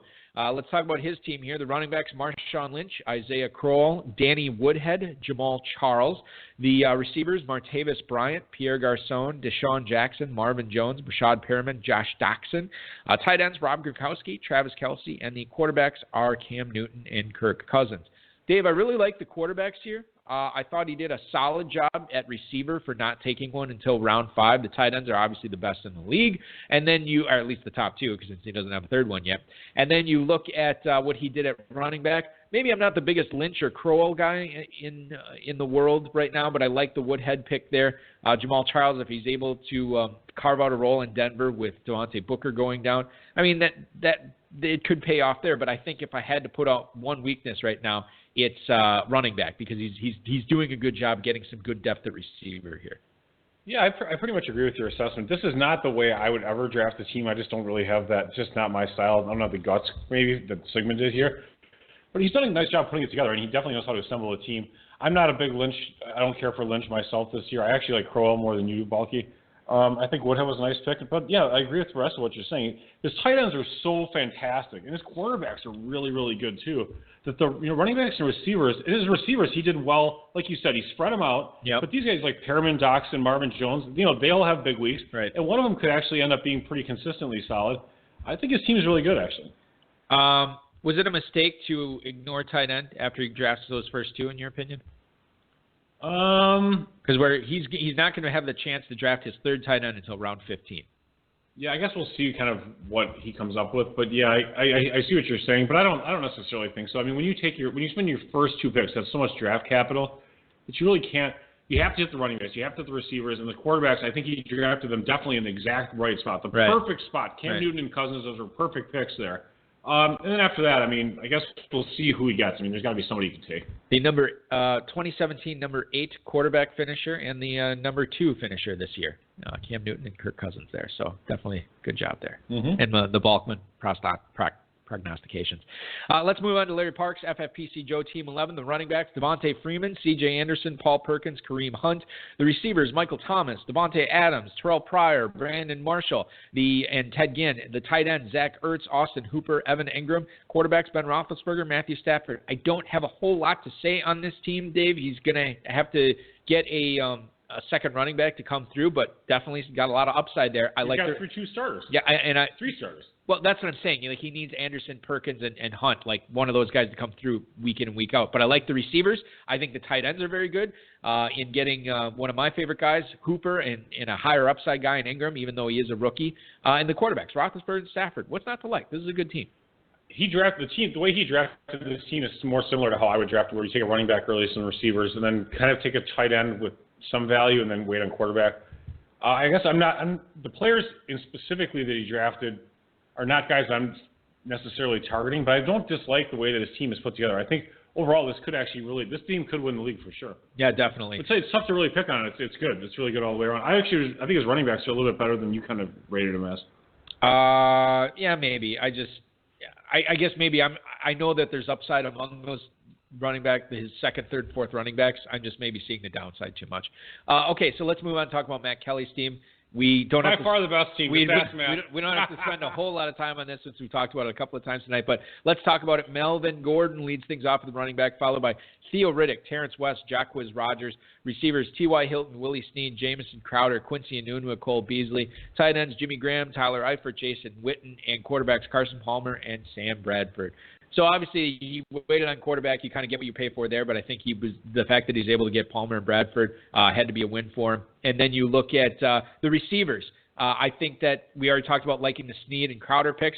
We like the Enunwa pick. That makes a lot of sense there as well. And the fact that he has 3 tight ends in the first 9 rounds, that helps him balance things out quite a bit as well.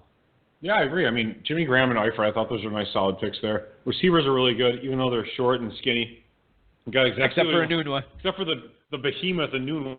Yeah. I think Palmer and Bradford, I mean, I don't know. I guess I think he could have grabbed Stafford or Cousins. What is that? He couldn't have. I really think he could have grabbed Jacquizz Rodgers in the 11th round, even if he was specifically targeting him, and getting Sheamus or Dak Prescott over Palmer. Now, maybe he likes Palmer just as much or better, but to me, that's one area where I'm kind of picking at nits a little bit, but that's where I would have probably done a little differently. Team 9, Zach Jaros and Shane Gray. Just heard from Zach and about his analysis on the team. Let's talk about ours. Ty Montgomery, Derrick Henry, Doug Martin, Alvin Kamara, Thomas Rawls at running back. Receiver, A.J. Green, Jordy Nelson, Alshon Jeffrey, Tyreek Hill, Adam Thielen. Tight ends, Kyle Rudolph and Jack Doyle. The quarterbacks, Jameis Winston and Eli Manning. Like the quarterbacks, Dave, I think the running back depth is good, getting Kamara and Rawls in the 13th and 14th round. And then the receivers, very, very good. The fact that, you could make the case that they ignored receiver. I think they were just filling in cracks. They get Thielen as their number 5 receiver in round 12. So I'm on board with that as well. But the question here for me is the tight ends, Rudolph and Doyle. I'm worried about the depth there. I'm also worried about the output of those top 2 tight ends there as well. I actually like this team quite a bit, actually. When you have Tyreek Hill as your number 4 wide receiver, I feel pretty good about Montgomery. What a surprise. You love the Tyreek Hill team. Exactly. I think Kamara and Rawls as your numbers, 4 and 5 running back. Running back is obviously the weak spot in my opinion. I think Doyle and Rudolph are okay. But we'll see what happens. It's just too bad that Rodgers went so early that he couldn't fix that with Doug Martin. But I think Henry's going to actually contribute too. I don't know if he's going to be an RB2. I think RB2 is where they're going to be searching for points all year long. Alex Melio and Austin Lee picking from the 8 spot tonight. DeMarco Murray, Mark Ingram, Amir Abdullah, Duke Johnson, Joe Williams at running back. Receiver, Mike Evans, DeAndre Hopkins, Kenny Britt, Mike Wallace at receiver. The tight ends, Delaney Walker, Charles Clay, and Dwayne Allen at that position. And then Aaron Rodgers and Derek Carr as the quarterbacks thus far. So you look at this team right here. I like the running back depth here. It's good. I like the tight ends and Walker and Clay and Dwayne Allen as your third. If Gronk gets hurt, whatever, then you have a guy who can perform or block. Have the opportunity to catch some passes. And I love the quarterbacks as well. I am a little worried about the receiver. I'm not the biggest DeAndre Hopkins guy in the world. The fact that Kenny Britt is your number 3. I do like Mike Wallace as your number 4. I'm just worried about the depth there. So that's the problem position I have for Emilio and Lee. Yeah, I like the team overall, but I think wide receivers 3 and 4 and 5 and 6, and that's where if you have any injuries whatsoever to your 1 and 2 guys, you're in deep trouble, really. And I think that is what happens when you take Rodgers in the 4th round and Delaney Walker in the 6th. I feel like you can take one or the other, right? And to take both in the first 6 or 7 rounds is really challenging. And then to take 4 running backs in 8 rounds, when you do that with quarterback and tight end, is what leaves you really short at wide receiver. So what happened to me? What you kind of have to do is, even if you see value, even if you look at Mark Ingram, you're like, I can't believe Ingram is there. Yeah. You still take Willie Snead, Tyreek Hill, Martavis Bryant, whoever you have ranked highest, just because you kind of have to do that if you're going to take Rodgers and you're going to take Walker. And maybe they didn't realize that they were going to be able to get Amir Abdullah and Duke Johnson, but had they had the opportunity to do it over again, you get one of those receivers there. You still get Amir Abdullah as your number 2, Duke Johnson as your 3. Sign me up. That makes sense. Absolutely. Hindsight, they say, Dave, is always 20. And the thing is, we do have the benefit of looking at the entire draft board. They're looking at it like as it's slowly dropping down. Right. Yep. That's like totally true. Draining. Steve Hutcherson, Team 7 tonight. LaShawn McCoy, Jay Ajayi, Christian McCaffrey, C.J. Prosise, Shane Vereen at running back. The receivers, Sammy Watkins, Michael Crabtree, Kelvin Benjamin, Jordan Matthews, Corey Coleman. The tight ends, Hunter Henry, Julius Thomas, A.J. Derby, and the quarterbacks, Marcus Mariota and Andy Dalton. Dave, as this team was developing tonight, I didn't think I would like it. Reading it back now, I think I do like it. I do too, actually. It's kind of, I like, again, they take Henry in the 6th and they take Mariota in the 9th, so it allows them to have this positional depth at running back and at receiver. You know, McCoy, Ajayi, and McCaffrey, those are really great running backs. And they still got Sammy Watt, Crabtree, and Benjamin. I always rip on him for being fat, but I mean, he could actually really produce. And Matthews and Coleman, at those prices, that's so cheap. Yep. They both have some upside. Totally. And even the Vereen pick in the 14th, I think that was a nice pick, too. And my guy, A.J. Derby, in the 15th. You know I love that as your number 3 tight end. So kudos to you, Steve Hutcherson. That was a good job by you tonight. Mike Tagliere from Fantasy Pros. We talked about this team briefly, so I'll try not to repeat myself too much. But the running backs are Todd Gurley, Carlos Hyde, James White, Jonathan Stewart, Jamal Williams, and Dion Lewis. The receivers, Odell Beckham, Jarvis Landry, Jeremy Maclin, John Brown. Tight ends, Jordan Reed, Martellus Bennett. And quarterbacks, Andrew Luck, Tyrod Taylor, and Brian Hoyer so far. So, Dave, this is we saw Mike Tagliere take a lot of risk. If it does pay off, his team will be in very good shape. But certainly he's going to need some guys to stay healthy. He's going to need some guys to hang on to some roles this year. I'm a little worried about the receiver depth. With John Brown being the last receiver he's taken since round 9. That is his number 4. The running backs, I thought he did a good job adding a lot of depth there as well. And I'm fine with Reed and Bennett. I would have liked to see another tight end maybe instead of Brian Hoyer there. But picking at nits a little bit, this is a decent team if it can hold itself together. Yeah, actually, it's a great team if it can hold itself together. But the running backs are where he really – I mean, he needs Gurley and Hyde to really produce. And unfortunately, in the 13th round, in my opinion, he takes the wrong Williams. He takes Jamal Williams instead of Joe Williams, who goes 2 picks later. So you could have locked up the 49ers running game. Instead, you take – I know that it's trendy nowadays. This is a trendy thing. Don't take handcuffs. In a DE, I think it's actually pretty smart to take a handcuff. And I thought the Luck pick, though, that was a fantastic pick in the 8th round. I thought that was a really good deal for him, although I thought Bennett was a reach in the 6th. So, I mean, again, I'll reiterate, I think that this is a team that can do some damage. It just has to have a couple of breaks go its way to do so. Edgar Macias, right after that, Jordan Howard, Eddie Lacy, Mike Gillislee, Matt Forte, Darren McFadden, James Conner, Jonathan Williams at running back. The receivers, Julio Jones, Keenan Allen, Julian Edelman, Kenny Stills. Tight ends, Antonio Gates and Zach Miller. Quarterbacks, Drew Brees and Mike Glennon. Not the way I would have drafted this team. He had a glut of running backs from round 6 to round 11, Dave. We'll have to see how that pans out. He might be starting 4 running backs most weeks. Kenny Stills is his number 4. I'm worried about the receiver depth there. Not a big fan of waiting until round 12 to grab your first tight end in Gates. Brees is going to cover up a lot of mistakes on this team, but not one of my favorites tonight, although it does have potential. The first 7 or 8 rounds actually were fantastic, and then I think that's when the wheels came off. He just didn't have the ADP data. He just wasn't aware of what was going on after that, and then his tight ends are just. I mean, frankly they're terrible. I mean, they're just not good. I mean, if Gates is actually going to get enough targets, then he has a shot. I just hope, Henry had some injury issues, oddly enough. When people talk about all these other guys, Henry had some injury issues himself last year. If that happens, Gates could actually do something, and that's what he really needs. He needs a little bit of luck. Hey, listen, Antonio Gates came through for Tim McCullough a few years ago. We'll see if he does it again. If you mention Tim McCullough again, I'm going to slap you. Oh, I'll be mentioning Stop him mentioning plenty McCullough. on Tuesday night. I feel like you're getting paid to talk about him. Hey, he's done in this format for this competition. Unprecedented. He's number one ranked Pros vs. Joe's player of all time. Pros vs. Joe's Hall of Fame, Tim McCullough. Yeah. And not inducted. He's indicted. I'm going to indict him into the Hall of Fame. Pros vs. Joe's Hall of Fame. Members, Tim McCullough. Period. Crickets. Exactly. Yeah. All right, Bill Clay. Moving on. Jeff Haverlack, Team 4 tonight from DynastyLeagueFootball.com. Ezekiel Elliott, Lamar Miller, Frank Gore, Latavius Murray. Receivers, Amari Cooper, Allen Robinson, Devontae Parker, Cameron Meredith, Corey Davis, Tavon Austin. Tight ends, Eric Ebron, C.J. Fedorowicz. Quarterbacks, Tom Brady and Dak Prescott. This is a team that I can get on board with. I like the receiver depth. The fact that he has already six receivers on this team through 15 rounds. You have 2 capable quarterbacks. The tight ends, if Ebron breaks out, they should be okay. I would have liked to see another one on this, but listen, I'm picking at nits here. I did take the Denver defense in the 14th round. Nice. Okay, maybe it works. Just nice as a comment. Not the way I would have run it. And then the running backs I'm fine with. Elliott, Miller, Gore, Murray. I'm not a huge fan of, but if he gets 2 of those guys to pan out, this will be another team that's going to be in the thick of it until the end. Yeah, I like this team actually. Allen Robinson, I'm not sure what's happening with Bortles, so that was a kind of a little bit of a questionable pick for me. But this is kind of a thoughtful team, is what I look at it as. He went balanced back and forth at running back and receiver the whole way through. Took Brady, that was solid.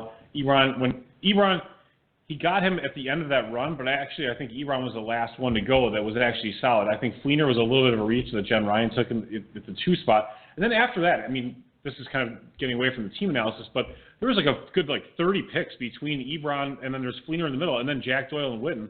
So that Ebron was the last one around. So I thought that really helped him out. I thought the Gore pick was nice. Meredith was a nice pick as well. Dak Prescott was a nice pick. There's a lot of really good picks middle part of this draft and later. Jeff Howell, who you heard on the High Stakes Fantasy Football Hour a couple of weeks ago. Let's look at his team from the 3 spot tonight. Le'Veon Bell, Leonard Fournette, Joe Mixon, Tevin Coleman are the running backs. The receivers are Brandon Cooks, Stephon Diggs, Dante Moncrief, Eric Decker, and Tyrell Williams. Tight ends, Cameron Brate, O.J. Howard, David Njoku, Austin Seferian-Jenkins. Quarterbacks, Phillip Rivers and Carson Wentz. Dave, I'm going to tell you this. I was worried about this team. Me too, big time. After round 9, only running backs and receivers. Did a great job, in my opinion. Absolutely. Did a great job patching up the holes at tight end. I'm totally fine with the tight ends there. I think that actually might be a strength for him this season. Wow, that's going a little far. Well, maybe. Well, I'm a habitual line stepper, Dave. And Austin Seferian-Jenkins is a habitual drinker, so I think we got a problem. Yeah, he's kicked it. He's good. He's recovering. Yeah, exactly. So then you. He's probably lost a little 30-day coin. Even if it's not a strength. It's a good tight end core. The 30-day coin fell out of his pocket into the sewer. For what he did there, I'm a fan. I'm good with the running backs, good with the receivers. Solid team. I really don't have a whole lot of complaints here. Yeah, I thought his tight ends were going to be terrible, but Brate with Howard I thought was great. Yep. ASJ, as much as we're fun on the drinking, I think there's some upside there. And Njoku, I don't expect a whole lot out of him, but you never know. He can do something possibly as a rookie. You never know. Because he waited so long on tight end, the rest of his team is really stacked at running back and receiver, so those picks are great. And quarterback's fine. Phillip Rivers and Wentz. Team 2, Jen Ryan from Football Die Hard. Spencer Ware, Bilal Powell, Adrian Peterson, LeGarrette Blount, Giovanni Bernard at running back. Antonio Brown, Des Bryant, Doug Baldwin, Golden Tate, Rashard Matthews at receiver. Tight end, Kobe Fleener, Ben Watson, Vernon Davis. Quarterbacks, Russell Wilson, Blake Bortles, and Alex Smith. Dave, I love the receivers on this team, even though they're not super deep. Remember, in this format, you only have to start 2 of them a week. We already talked about what a good job she did at running back, filling in those holes. And I'm not a huge. I know this is going to sound crazy. I'm not a huge Fleener guy this year. Oh yes. Can we play that back, Rob? All right, do it another time. I'm not a huge fan of Fleener this year. So you have Fleener, Ben Watson, and Vernon Davis. If this turns into a big injury problem with Jordan Reed, we saw Vernon Davis was able to do in that situation last year, and it was a lot. So if that falls that way, a 16th round pick, that's really good. The tight ends is what I worry about on this team. The rest of it is fine. Yeah, Fleener is the big concern. Fleener, Watson, Davis, They got to come through. Receivers are fantastic, as we know, and running backs are pretty good too. Actually, like we said about Peterson, that's a great pick. I don't like the Bortles pick. Sorry, I think Alex Smith is better than Bortles. And even though I don't want to overreact over 5 interceptions, but I mean, when you just were terrible last year, and you have a day like that, the team's really got to be looking to do something else. I think the Jacksonville ADP is going to be interesting to watch over the next couple of weeks. We didn't really talk about what happens with Fournette. I think that really impacts Fournette. I mean, if the whole offense is a train wreck because you have Bortles starting, if that's a possibility, even if it's like a 30% possibility, that means you have a 30% possibility that Fournette's going to be running into an 8-man brick wall all year long. Yeah, and you're taking him early. You're taking him in the second round when you can get Cook, Mixon, or McCaffrey for super cheap comparatively. And that was Jeff Howell, not Jen Ryan, who took Fournette. I know. I'm just saying. I'm just pointing that out for the listeners. Exactly. Yeah. It was not her. Okay. Final team we'll look at tonight: Steve Lowinger drafting from the number 1 spot. I hated the 1 pick. That was bad. Who would you have taken? I'm just kidding. Okay. I'm just curious where that was headed.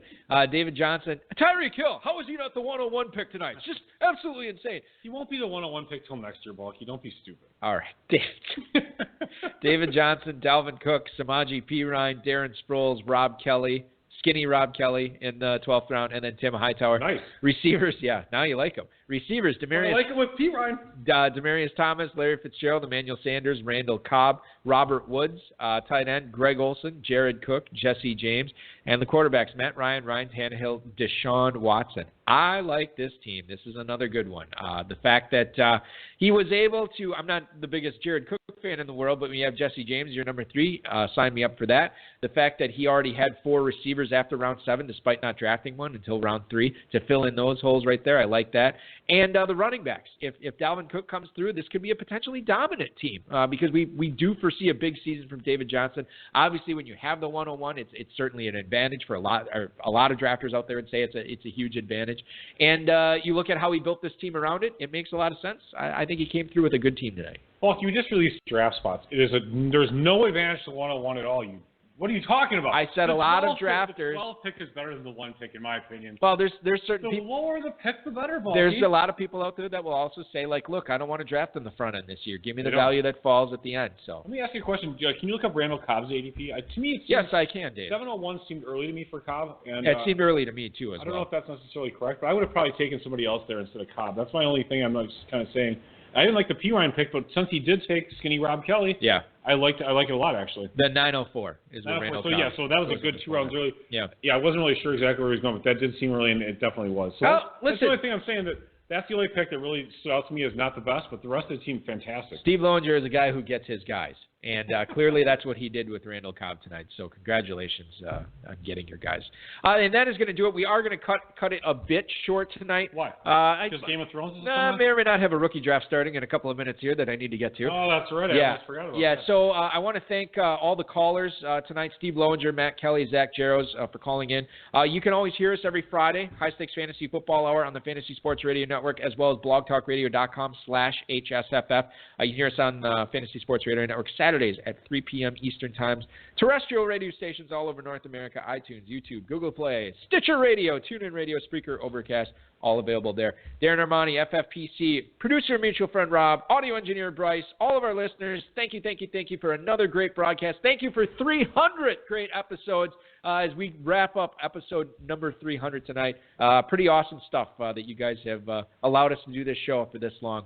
And also that Dave and I haven't killed each other yet. So that's always good to report as well. You're the best, Paul. We will be back. I'm so blessed to be working with you. Yes, I'm sure you mean that.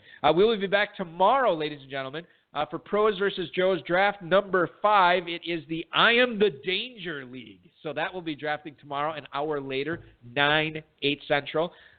Pros feature are the pros that are featured tomorrow. Jacob Rick Road from RotoViz, Matt Schauf. He's a hack.